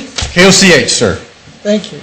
4223 Meadow Green. A lot of things have been said. I was just given this. It's a petition signed, and 90% of Deer Hollow will oppose this. I don't know if you guys want this or just hear me say it. It was brought up at the first meeting. How many signatures? How many is that? 38 homes? Just roughly. Yeah. Say 40? Yes. Okay. That's all I have. Thank you. Oh, thank you, sir. Thanks, Joe. Wade, Mr. Wade? Swade. Swade. Don't make a mistake. Oh, I thought that was a middle initial. I changed it when I came to United States, don't want to make mistake no more. Good evening, I gentlemen. stand corrected, Mr. Swade. Thank you, sir. You sent us a letter to all Meadow Green Drive to come to the meeting to take our opinion about that building, right? Yes. So, we given our opinion, individual, each one. I don't think any of you live on Meadow Green Drive. Anyone live there? None of you guys live there? I'm sorry, I'm gonna speak flat with you, I mean, the way I know. We live in Meadow Green Drive. We've been living in peace. We never had a problem. I moved 1994 there. We came before any other commercial building lived there. Came in, move in. Supposed to be a residential area, no commercial. If the commercial came ahead of us and we move after, we're not going to say anything. Right now, you send us a letter taking our opinion. What do you think about this building?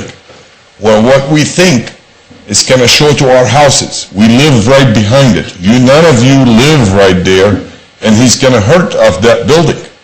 None of you going to be sitting right there, his wife and his daughter showing to these guys, and we don't know who are they. We don't know if this company, they're going to tell the truth to us, saying, I'm not saying they're lying or I'm not trying them, I'm not saying any of these. I'm saying they might get hurt on the money. They're going to move some people, young fellow. Who knows who's going to move on there? Okay? We're trying to protect ourselves. We're small families, moved over there, small business people, work day and night to cover our bill, cover the tax for Sylvania Township. I pay $4,900 a year. A lot of them pay more, way more than that. Very quiet area. Now, can't live anymore there. Our houses, prices went down. Everything went down there in that area. Because the trafficking, because the center. We can't even sell our house right now. If these people move over there, we can't sell none of our houses anymore. We're not there to sell our houses. We're there to live. We're not going to live with the 3-story building right behind me, watching me, what I'm doing. It's supposed to be a residential area. What happened to that? You send us a letter to take our opinion, we're giving you our opinion. We're the one we live there. Meadow Green Drive. Anybody else live that there? No. So you're taking our opinion, we're giving you our opinion. Please help us. We're a small income houses people. We don't have like millionaire people building $1 million houses.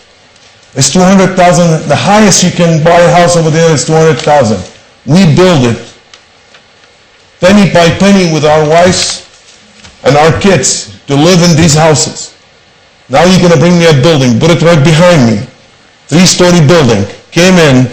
The lady, she's telling the truth what we find on the computer. We signed petition. We did everything we can. Please give us help. I'm asking you, if you are in that house, will you accept the building in front of you or not? I'm asking you. Give your opinion, please. Be honest to us. As a Sylvania Township, if you are from Sylvania Township, tell me the truth. Tell me if you can accept that building behind your house. Please, help us. That's all I have. Thank you. Thank you.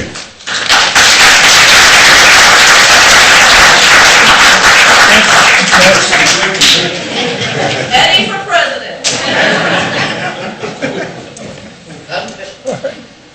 I think that concludes all the comments or all the people we had signed for. I just have a question. What? Yes, ma'am. I didn't know if I didn't want to put my name on there, something like this. I never saw a facade. Is it going to be stone facade? I'm sorry, but you'll have to give us your name and address. Linda Mowat. What is it? Linda Mowat, 755. Why don't you just sign, after the meeting? Okay. I live across Thank you. over by Oak Creek. But my concern is I'm from Detroit, everything's brick there, and you never showed a picture of what it's going to look like. Is it going to be brick? Is it going to be stone? Is it going to be vinyl? So I just want to see it decide. Okay. You guys have a rendering, or can you just go? Slide 14. Dave, can you do hers before she goes with thank you. Oh, sorry, one more, there you go. It's a combination of all of those. There is some vinyl on it, there's a lot of stone on it, there's different colors to break it up. It's a good-looking building, and we use, the vinyl we use is a high-end vinyl. It's not cheap grade stuff, you aren't going to see waves. It's a very good-looking building. Okay, thank you. Ken, I don't believe you're signed. Are you? Oh, you are signed up? Okay. Go ahead. My name is Ken Marciniak. I live at 4755 King Road, right on King Road, just north of this project. I represent the property owner, but in anticipation of some of the comments, I reviewed every property that's contiguous to Kingston Care. There are 18 properties that touch Kingston Care around the perimeter. Out of those 18, 2 have sold recently.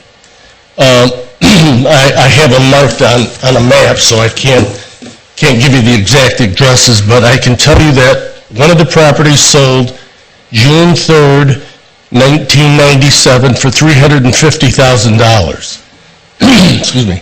That same house sold July 28th of 2014 for $449,000, a $99,000 profit.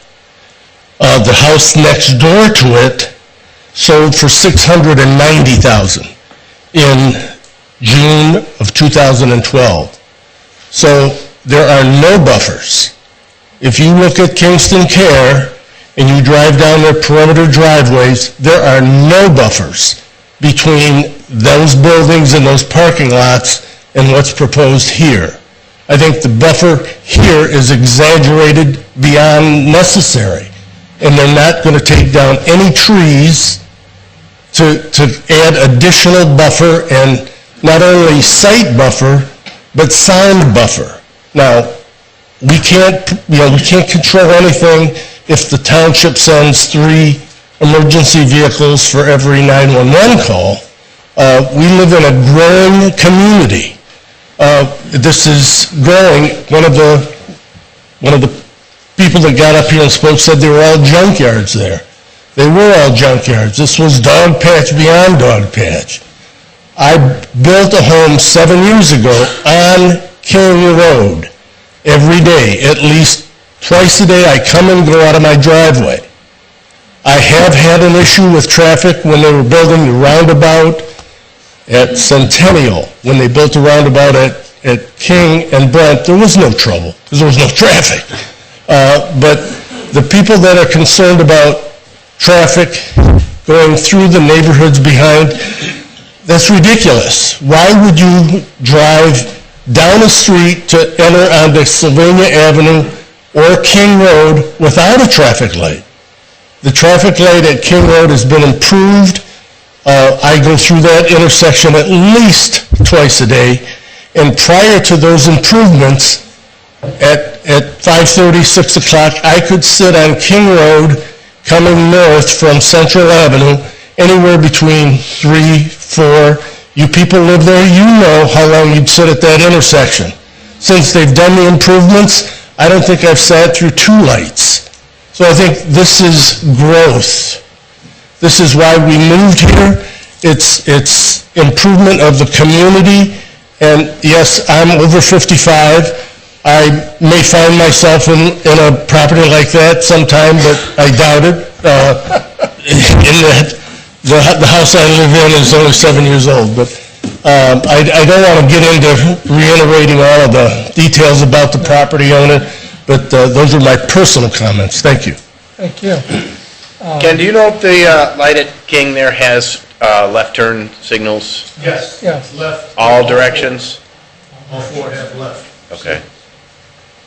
Hey, Ken, I listened to your minutes last month on the zoning commission, and you mentioned publicly that there has been some other projects, AAA wanted to go there, some bigger density issues. Tell me more, shed some light on that. I started working on this property in 2012, before Samantha Adams, the minority lady who owned it, passed away. I brought my first project for this parcel was a developer out of Boston who wanted to develop a high-end retail neighborhood shopping center. The renderings of projects they own around the country were incredible. That's how I contacted the family. they would have nothing to do with it. The family is, right now, the 4 siblings of Dr. Samantha Adams, and her father,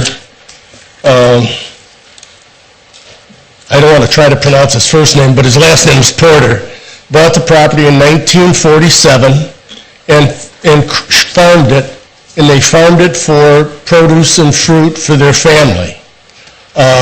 His wife passed in 1980, he passed in 1984, and the 4 heirs have it. Their sole purpose for listing the property with me, and I worked on it since 2012. In 2014, they formally and officially listed the property with me with one marching order: get ProMedica.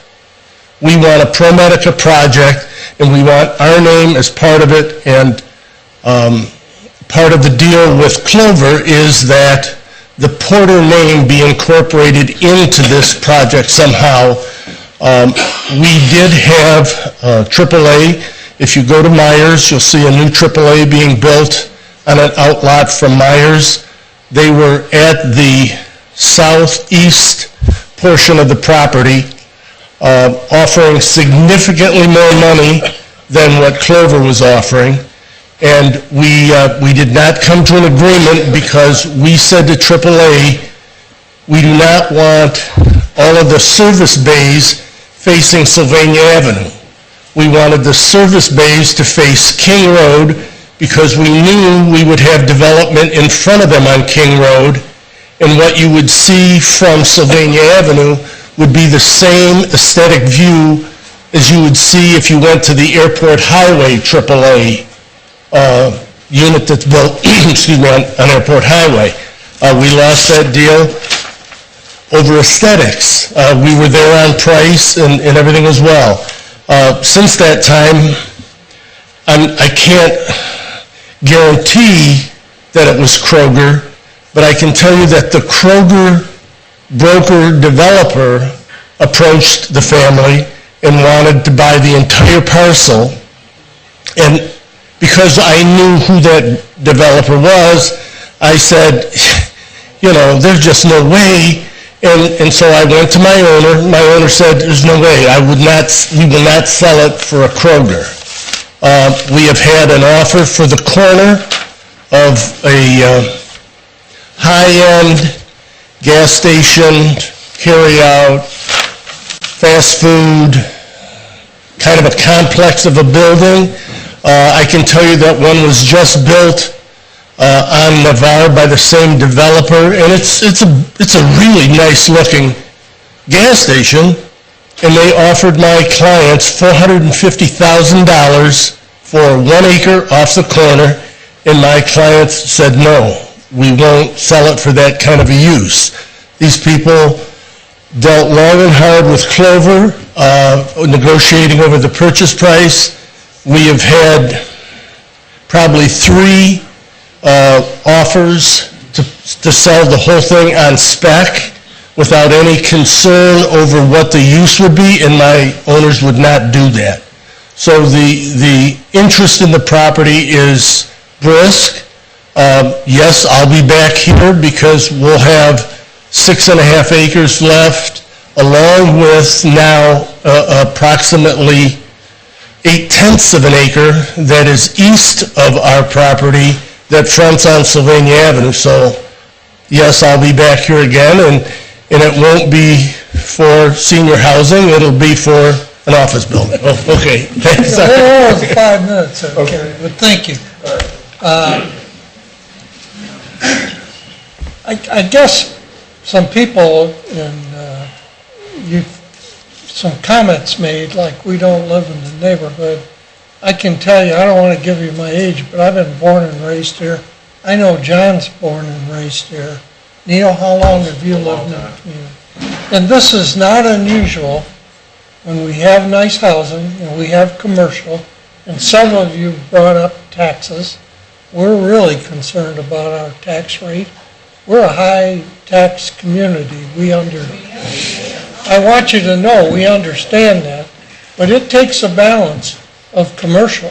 If we were all residential, we'd be way past Ottawa Hills because of the size. We're about 28,000 people. And so we do pay attention to taxes, and we do pay attention to the burden on the school system. I just want you to know that we just don't come up here and mess around every day. We're 28,000 people. We do get it. But we're going to need a motion. We're going to close the hearing, and we need to make a decision. About affecting property value. No one, I never received any letters, and I keep. But ma'am, I don't want to Okay, get it. but his comment, I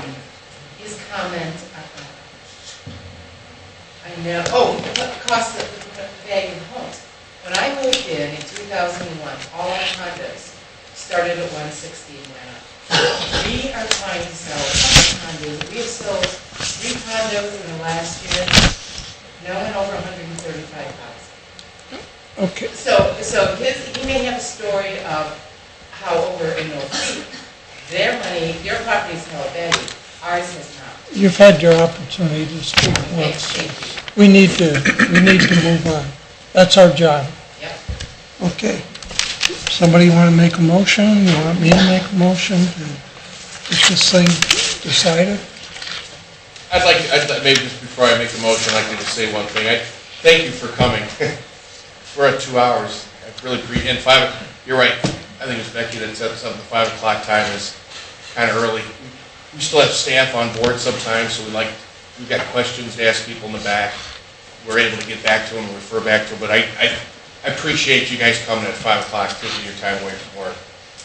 The second thing, I struggled with this, you guys, because I live in a similar neighborhood. I live in West Toledo, little street off Nantucket, been there my whole life, and I've seen that neighborhood change too, and the traffic's awful, and this and that. And, you know, I try to think of all the great things try to look at the big picture of the township instead of saying, well, I know there's been some development over there off the Nantucket that I think could have been done differently. And my biggest, and seeing what I've seen in zoning, I've been on the zoning department, I've been a township trustee, I've seen a lot of bad development. I know you guys, regardless of what the decision, whether it's positive or negative tonight, one of you guys, some of you guys would be mad at one of us, but my biggest concern for you guys, and seeing it's happened in Nantucket, I've seen it happen all over the township, is be careful what you wish for. And the AAA thing really kind of got me. That's why it was kind of a loaded question I asked Ken, because I listened to the last minutes.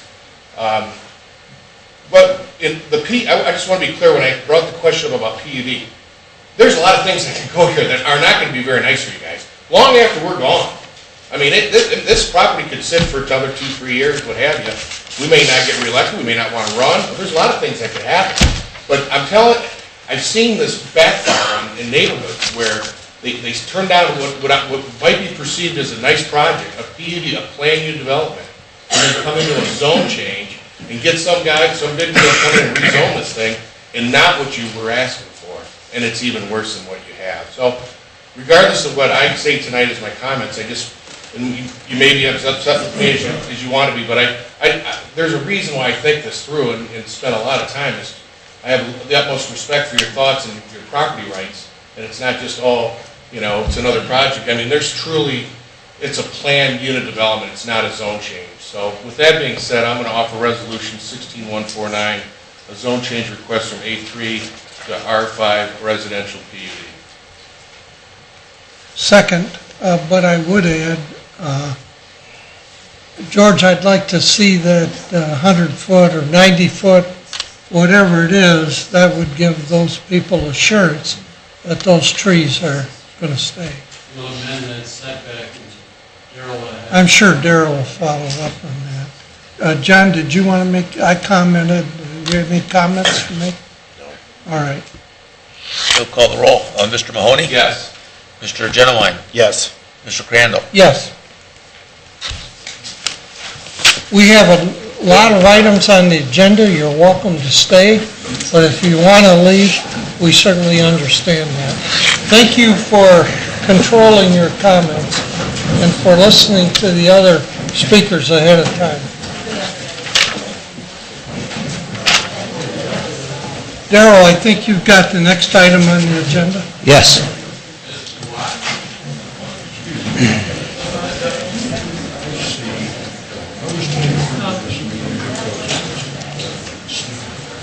Thank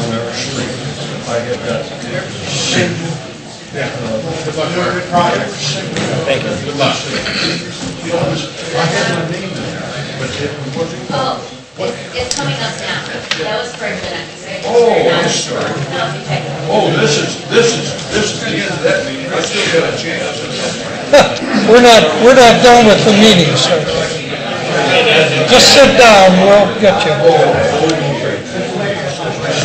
Oh, yeah. Sit down, be quiet for a call, right? Okay. Huh?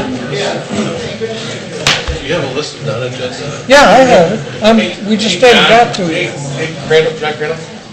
King's Hollow's been here for 2 hours too. Why don't we get these guys up first, next, before we We can do that. move on to the rest? All right. Sorry, guys. You came with a bad thing. All right, we're Let's gonna get King's Hollow up here. step aside, Darrell. We're gonna change to the non-agenda items. First one, hey, Dave, can you close that door so we're not being interrupted? Robert Wright. And we're gonna then come back to zoning Yeah, there you go. and the other department reports. I'll be easy. Yeah. Gentlemen, this is the second meeting I've attended since Rob Wright, 7532 Hollow Creek. We have that. Well, I'm just trying to do what everybody else did. Thank you. You need coffee? No, you good? I've said 6 words and he's yawning already. This is the second meeting I've attended since our introduction at the meeting on October 18th, representing the residents of Kings Hollow and presenting our issue with the adjoining property on Hessler Road and their abusive noise from the off-road recreational vehicles. Hopefully the third time we'll get some results. I've received positive responses written from a few neighbors who could not attend today's meeting expressing their frustration with the issue. We also have a number of neighbors attending who are, if they want to speak after I do, they're more than welcome to, provided you gentlemen will let them. I know you want to go home. Before I present today's issues, I would like to get a quick response from each of you on how you define the following statements. Quote, as used in this section, quote, plainly audible means any sound produced that can be clearly heard by a person using his normal hearing faculties at a distance of 150 feet or more of the noise or sound or loud sound. Any law enforcement officer or person who hears a sound that is plainly audible as defined herein shall be entitled to measure the sound according to the following standards.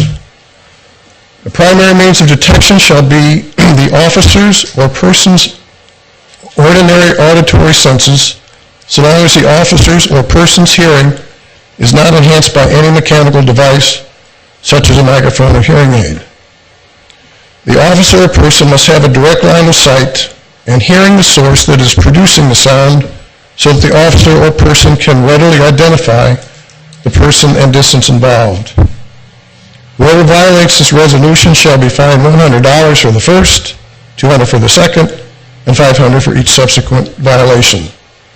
What does that mean to you? Mr. Mahoney? Good question. What it means to me is what I know that, what I do know that's been done. I know that they've gone to the neighbors, the chief's been over multiple times. You guys have tested some of the equipment, the motorcycles are within the tolerances of what is perceived through the police department as not being an issue. Okay, number one. Number two is that property's been there, well, again, this is just what I'm hearing. I understand. Number two is the owner's upset, as upset as you guys are about this. I mean, it's... Why is he upset? Because he feels he's being harassed, is what I've... Oh, that's a shame. So I think that this, I think John's brought it up a few times, Crandall's, and I don't even call for this, and I'll let you answer it, but... There was a meeting being set up, and I said as chair. As chair, you were going to sit on and try to mediate? No, I would go to the meeting, but it's never been, I've never heard that. Okay.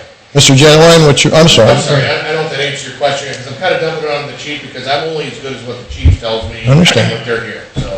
And the fire department also went there, and inspected the ponds and make sure that it's all, so go ahead, Joe. So 150 feet, that's plainly audible within 150 feet. Anything outside of that is a noise violation. Yes or no? You're asking me something I don't have an answer to, Okay. so no. Mr. Genowine, what's your opinion? You know, on Sunday morning, when a neighbor 3 doors down from me fires up his leaf blower and blows his leaves all day long, I get somewhat frustrated, but, 9 out of 10 times, I'm out there on a Sunday too, because that's the days that I'm home and can do things. Okay, So is he blowing the leaves in June or July? Violation and ordinances that we have definitely change, and I think maybe we need to readdress it. I know noise has been historically an issue with the establishment across the street here, and on some of the establishments along Monroe Street that had live bands and those sort of things. Okay, well, this is an individual property. This is not a commercial business. But you were not here at our first meeting on the 18th when I played the audio that I had recorded from my backyard. I believe I was at one of the meetings where the audio was played. You might have listened to the minutes, right? No, I was here. I'll be happy to play it for you outside of here at another time. Yes. Mr. Crandall, what's your opinion? On this issue, or? No, on that statement that I read. Oh, well, I've seen a lot of things in this community. I've been here a long time. Sometimes people come in and they say, I was here first, so there's two sides to every issue. I think this gentleman, and we've been out there, the pond is okay. We've had the county engineer out there. Our police department's been 2 or 3 calls. I'm not exactly sure, but you feel they built nice houses there and it's a beautiful area. But he feels like, hey, I was here first and I used to do these motorcycles. Well, the property's been there, our development was started in 1997. And how long has this gentleman been there? I have absolutely no idea. I can tell you he's been doing... The house was built in the 60s. Yeah. Well, he's been doing this for at least the last 2 summers, in early spring, on Sundays. We can't go outside. What I just read to you were from the township noise ordinance, okay? Yes. That says any distance of 150 Is that noise or feet. zoning? Well, that is from the Sylvania Township noise ordinance, okay? Which tells me that anything that is obnoxious over 150 feet should receive a citation. But if his equipment is legal. It's not legal, it's how he uses it. It's not the, let me finish. When we first presented our issue, we received support from you that would be investigated on the report, I assume written, would be returned to me so I could distribute it to my neighbors, and so far I've received nothing. I've had conferences and phone calls with the 2 assistant police chiefs, the fire chief, and the police chief. Promises of callbacks were made, and again, nothing of substance. We were told that any time we heard offending noises, we were to continue to call the police and register a complaint. We've done so with the following answers. Number 1, the mufflers are inspected and they are legal, and there's nothing else we can do. We've never questioned the legality of the mufflers. It's when the engines are turned on and the mufflers are abused, and that's when it starts. On a recent Sunday, I'm aware of at least 3 calls of complaints, and I was one of the callers. I was told, quote, we went out, there's nothing we can do, in a phone call I made to the township police following my complaint. After the officer left the Heisler property that evening, the offending vehicles continued racing, and the noise got progressively worse. My opinion, they were taunting us. They know they can get away with it. With the leaves off the trees, the sound barriers are almost non-existent. I do want to compliment the officers we had contact with. They were very professional and understanding of our concern. They appeared to be equally frustrated that there was nothing they could do. The lack of responses from the trustees and the police department to what originally appeared to be a sincere commitment to resolve our inquiry is extremely disappointing. We realize that you and the township police have a responsibility to the entire township, and we respect that. However, something's fallen through the cracks based on our initial presentation of our issue on October 18th and the following November 1st meeting. Again, we are disappointed and we feel we're being ignored. It appears that no one can clearly define the noise ordinance, and if the statements I read to you at the beginning do not constitute a noise offense per the current ordinance requiring civil fines, we are requesting the trustees to amend the current township noise ordinance to include the use of ATVs and off-road vehicles, motorcycles within residential areas, no exceptions. Going back to what somebody said earlier, I'm certain none of the trustees or township representatives would tolerate this noise in their neighborhood. If so, we invite you to our next spring, summer backyard or cookout. We'll provide everything, including the noise. Please define the process to complete our request of amending the ordinance, and we're prepared to offer any assistance you request. Thank you, and with your permission, if there's anybody else from the neighborhood that would like to speak, please do so. And in closing, when can we expect action on our issue? Well, I will agree with you on one thing, Mr. Wright. I also thought by now we would have a report back. And I'm sure the other trustees share my frustration that we did ask the administration, you should have had a report back or something. And what really bothers me is Mr. Zeitler did ask me at one point, if we have a meeting out there, they would like a trustee there. And I said, I'm chair, you set the meeting up, I'll be there. But it never happened.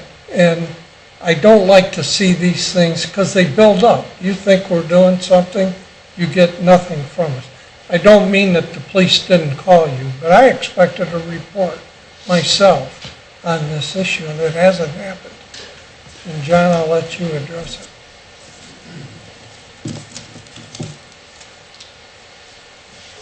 The reason you don't have the report yet is I was trying to assemble all the parties together.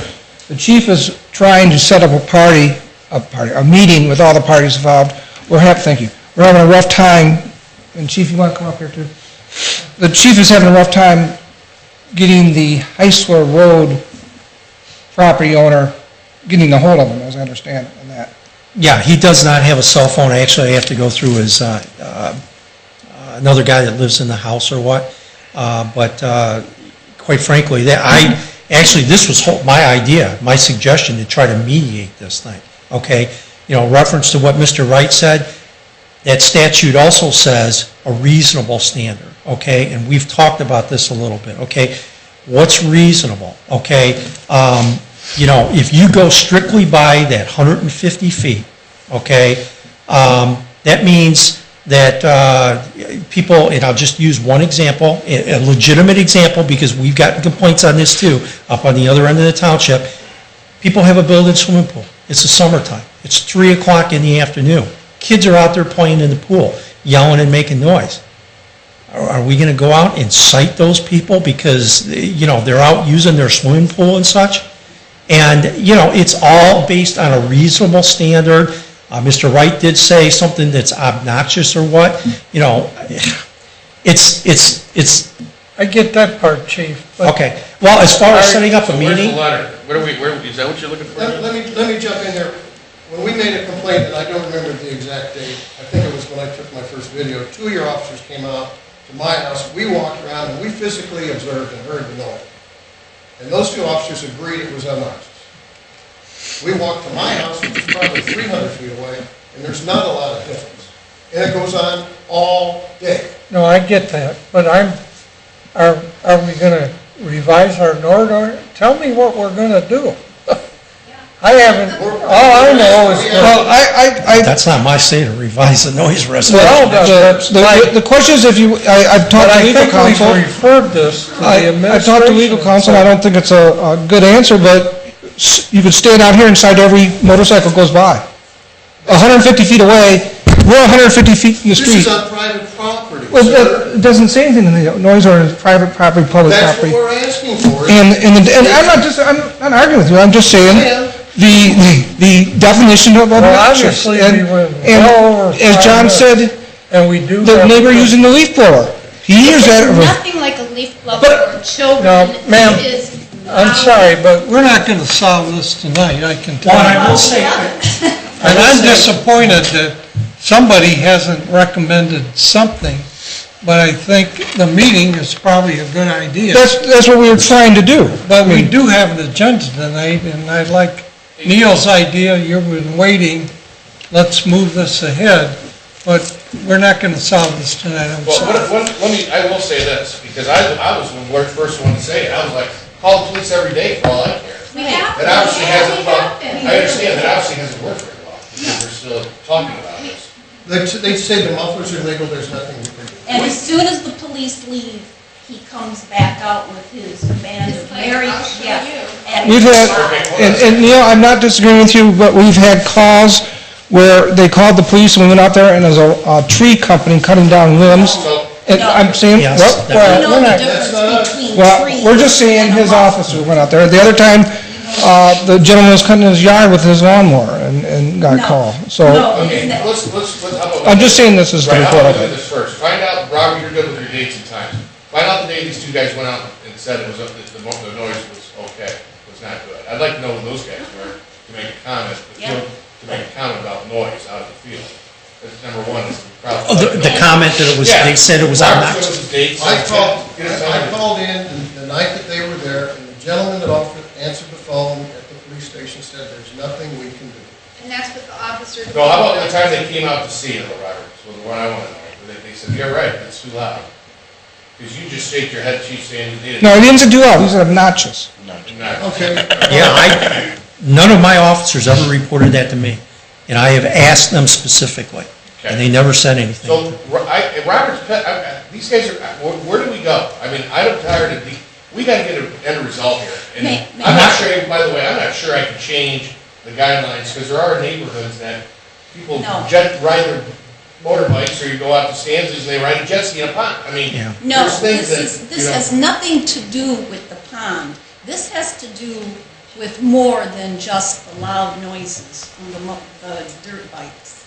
I've been living there for 20 years. My husband and I built that home. We have had problems with whoever, I don't know if it's the grandson or what, but the house was built in the 60s. This guy's 32 years old. He has huge earth-moving equipment, like you'd see on 75 that they're working on. Sure. He's got dump trucks. He has got whatever you call it, the earth move. Okay, he dug out his pond. We don't care about that. We don't care about He can it. have his time. He can have a hole in the ground for all I care. I was using. But wait a minute. Sorry.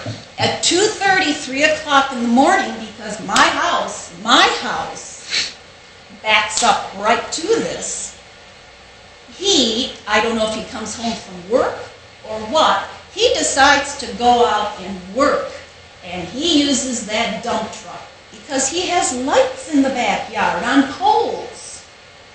So you hear boom, boom, and you hear the big trucks.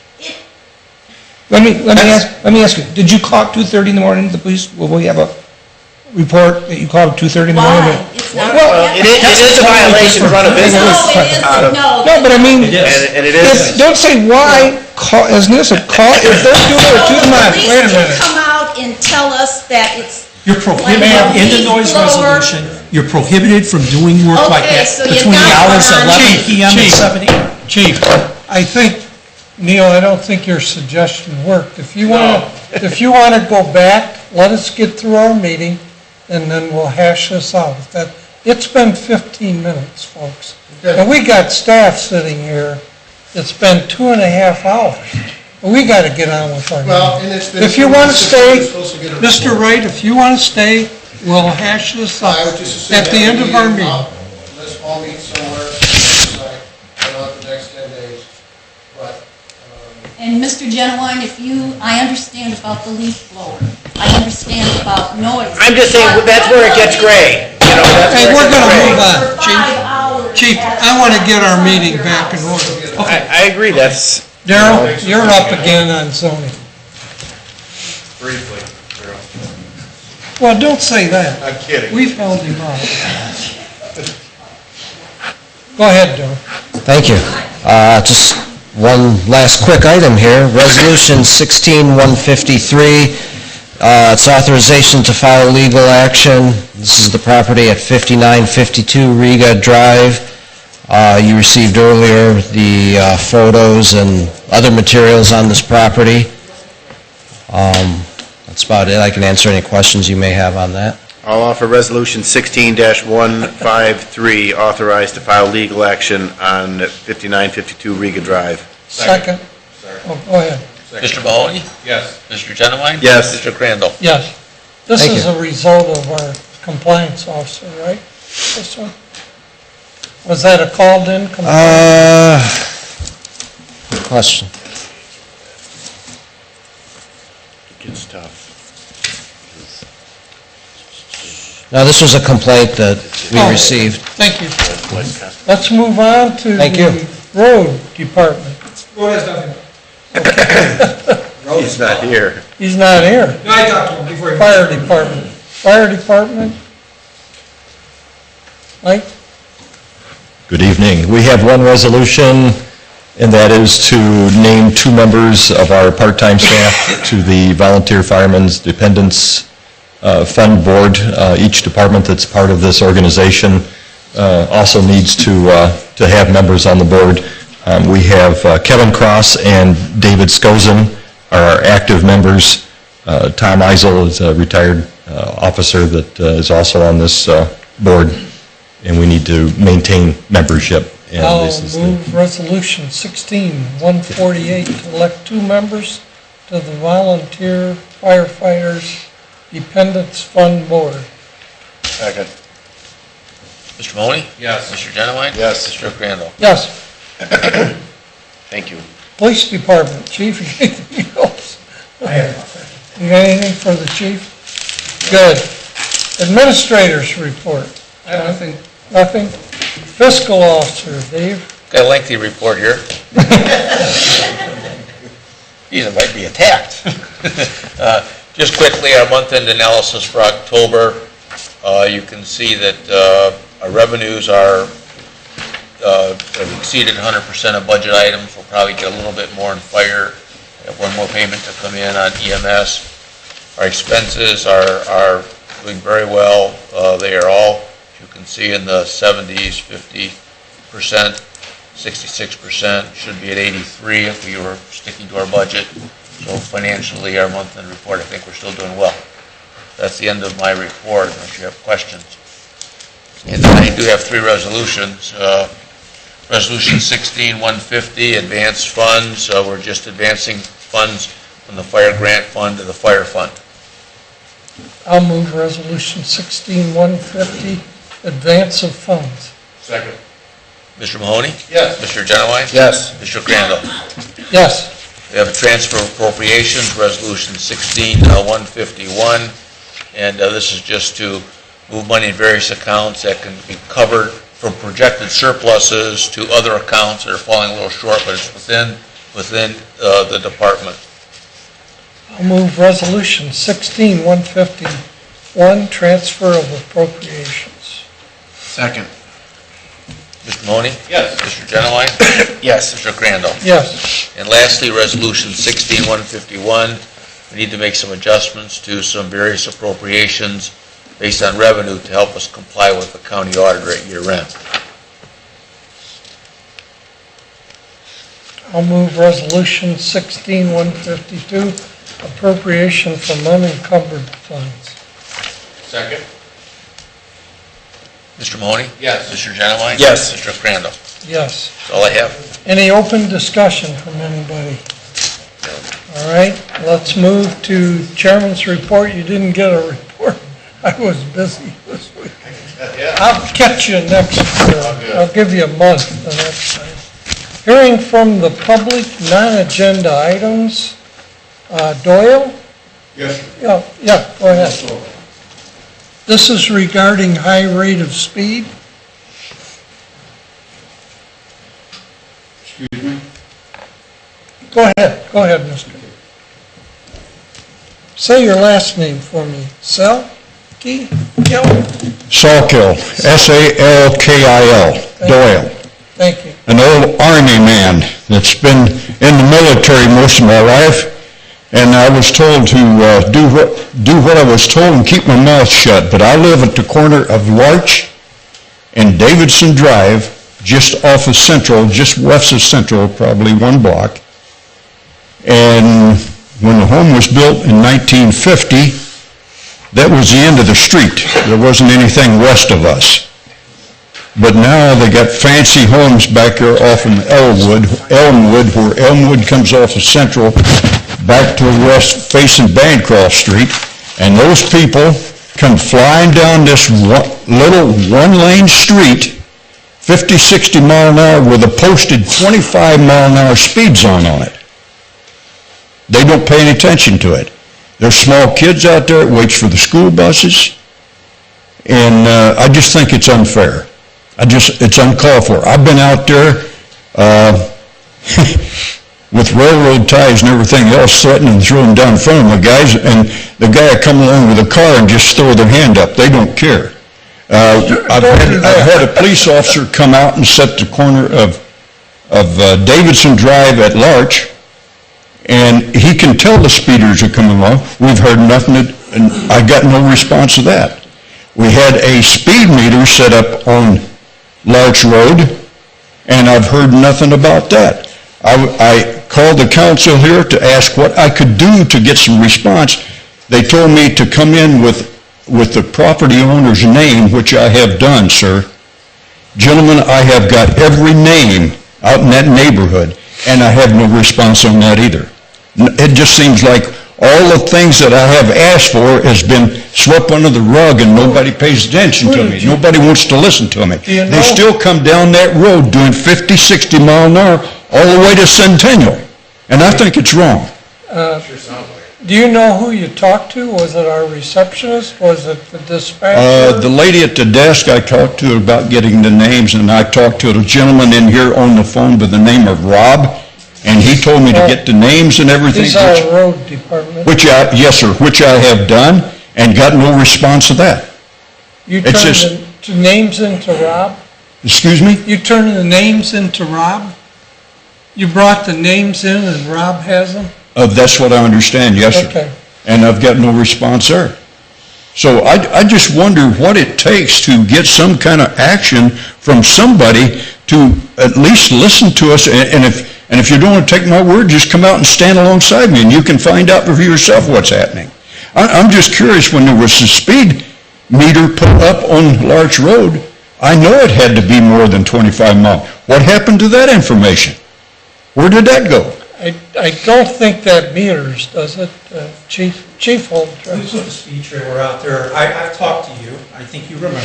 Yes, sir. Yes, sir. In the station. Yes, sir. And for the last, I started talking to you 4 or 5 years ago, I believe. And you've talked to Officer Pilecki, I believe, too. And we've had... I don't remember the name, sir, but it could be, yes, sir. Okay. We've had the speed trailer out there, as you know, actually more than once. And I can get that data for you, but that speed trailer has revealed that there is not that much of a speeding problem along there. Also, we've had officers out there many times. I've got the paperwork, the documentation to show that. Honestly, I'm kind of surprised to see you. Obviously, the problem has continued. Yes, it is continuing. Okay, but I'm telling you that there's not that many speeders out there, and we will, you haven't called me for quite some time, but we will respond to crew like we have before. That's where the one officer you probably talked to was Officer Pilecki.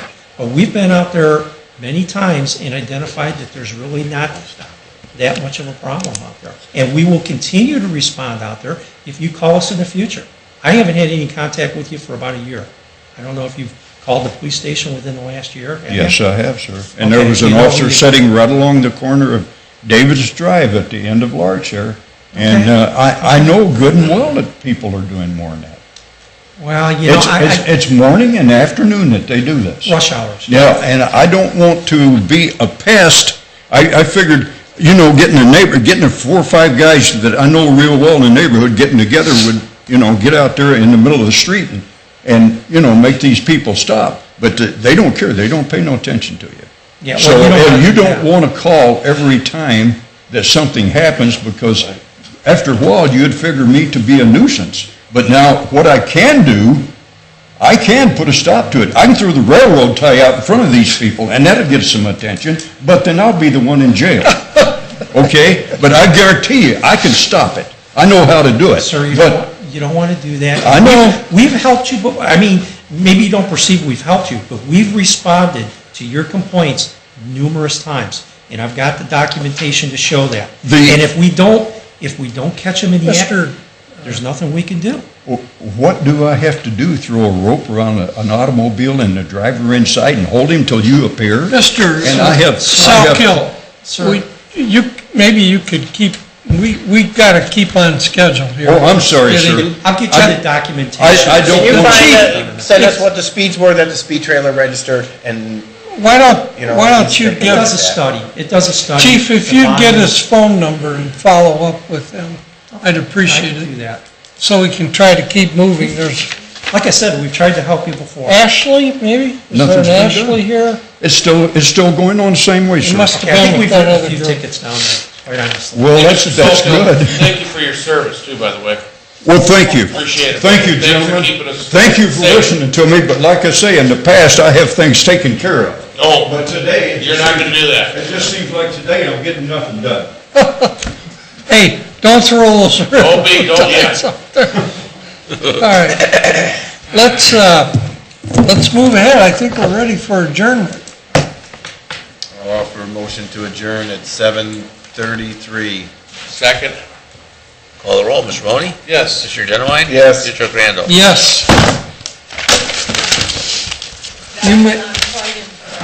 You might have, sorry.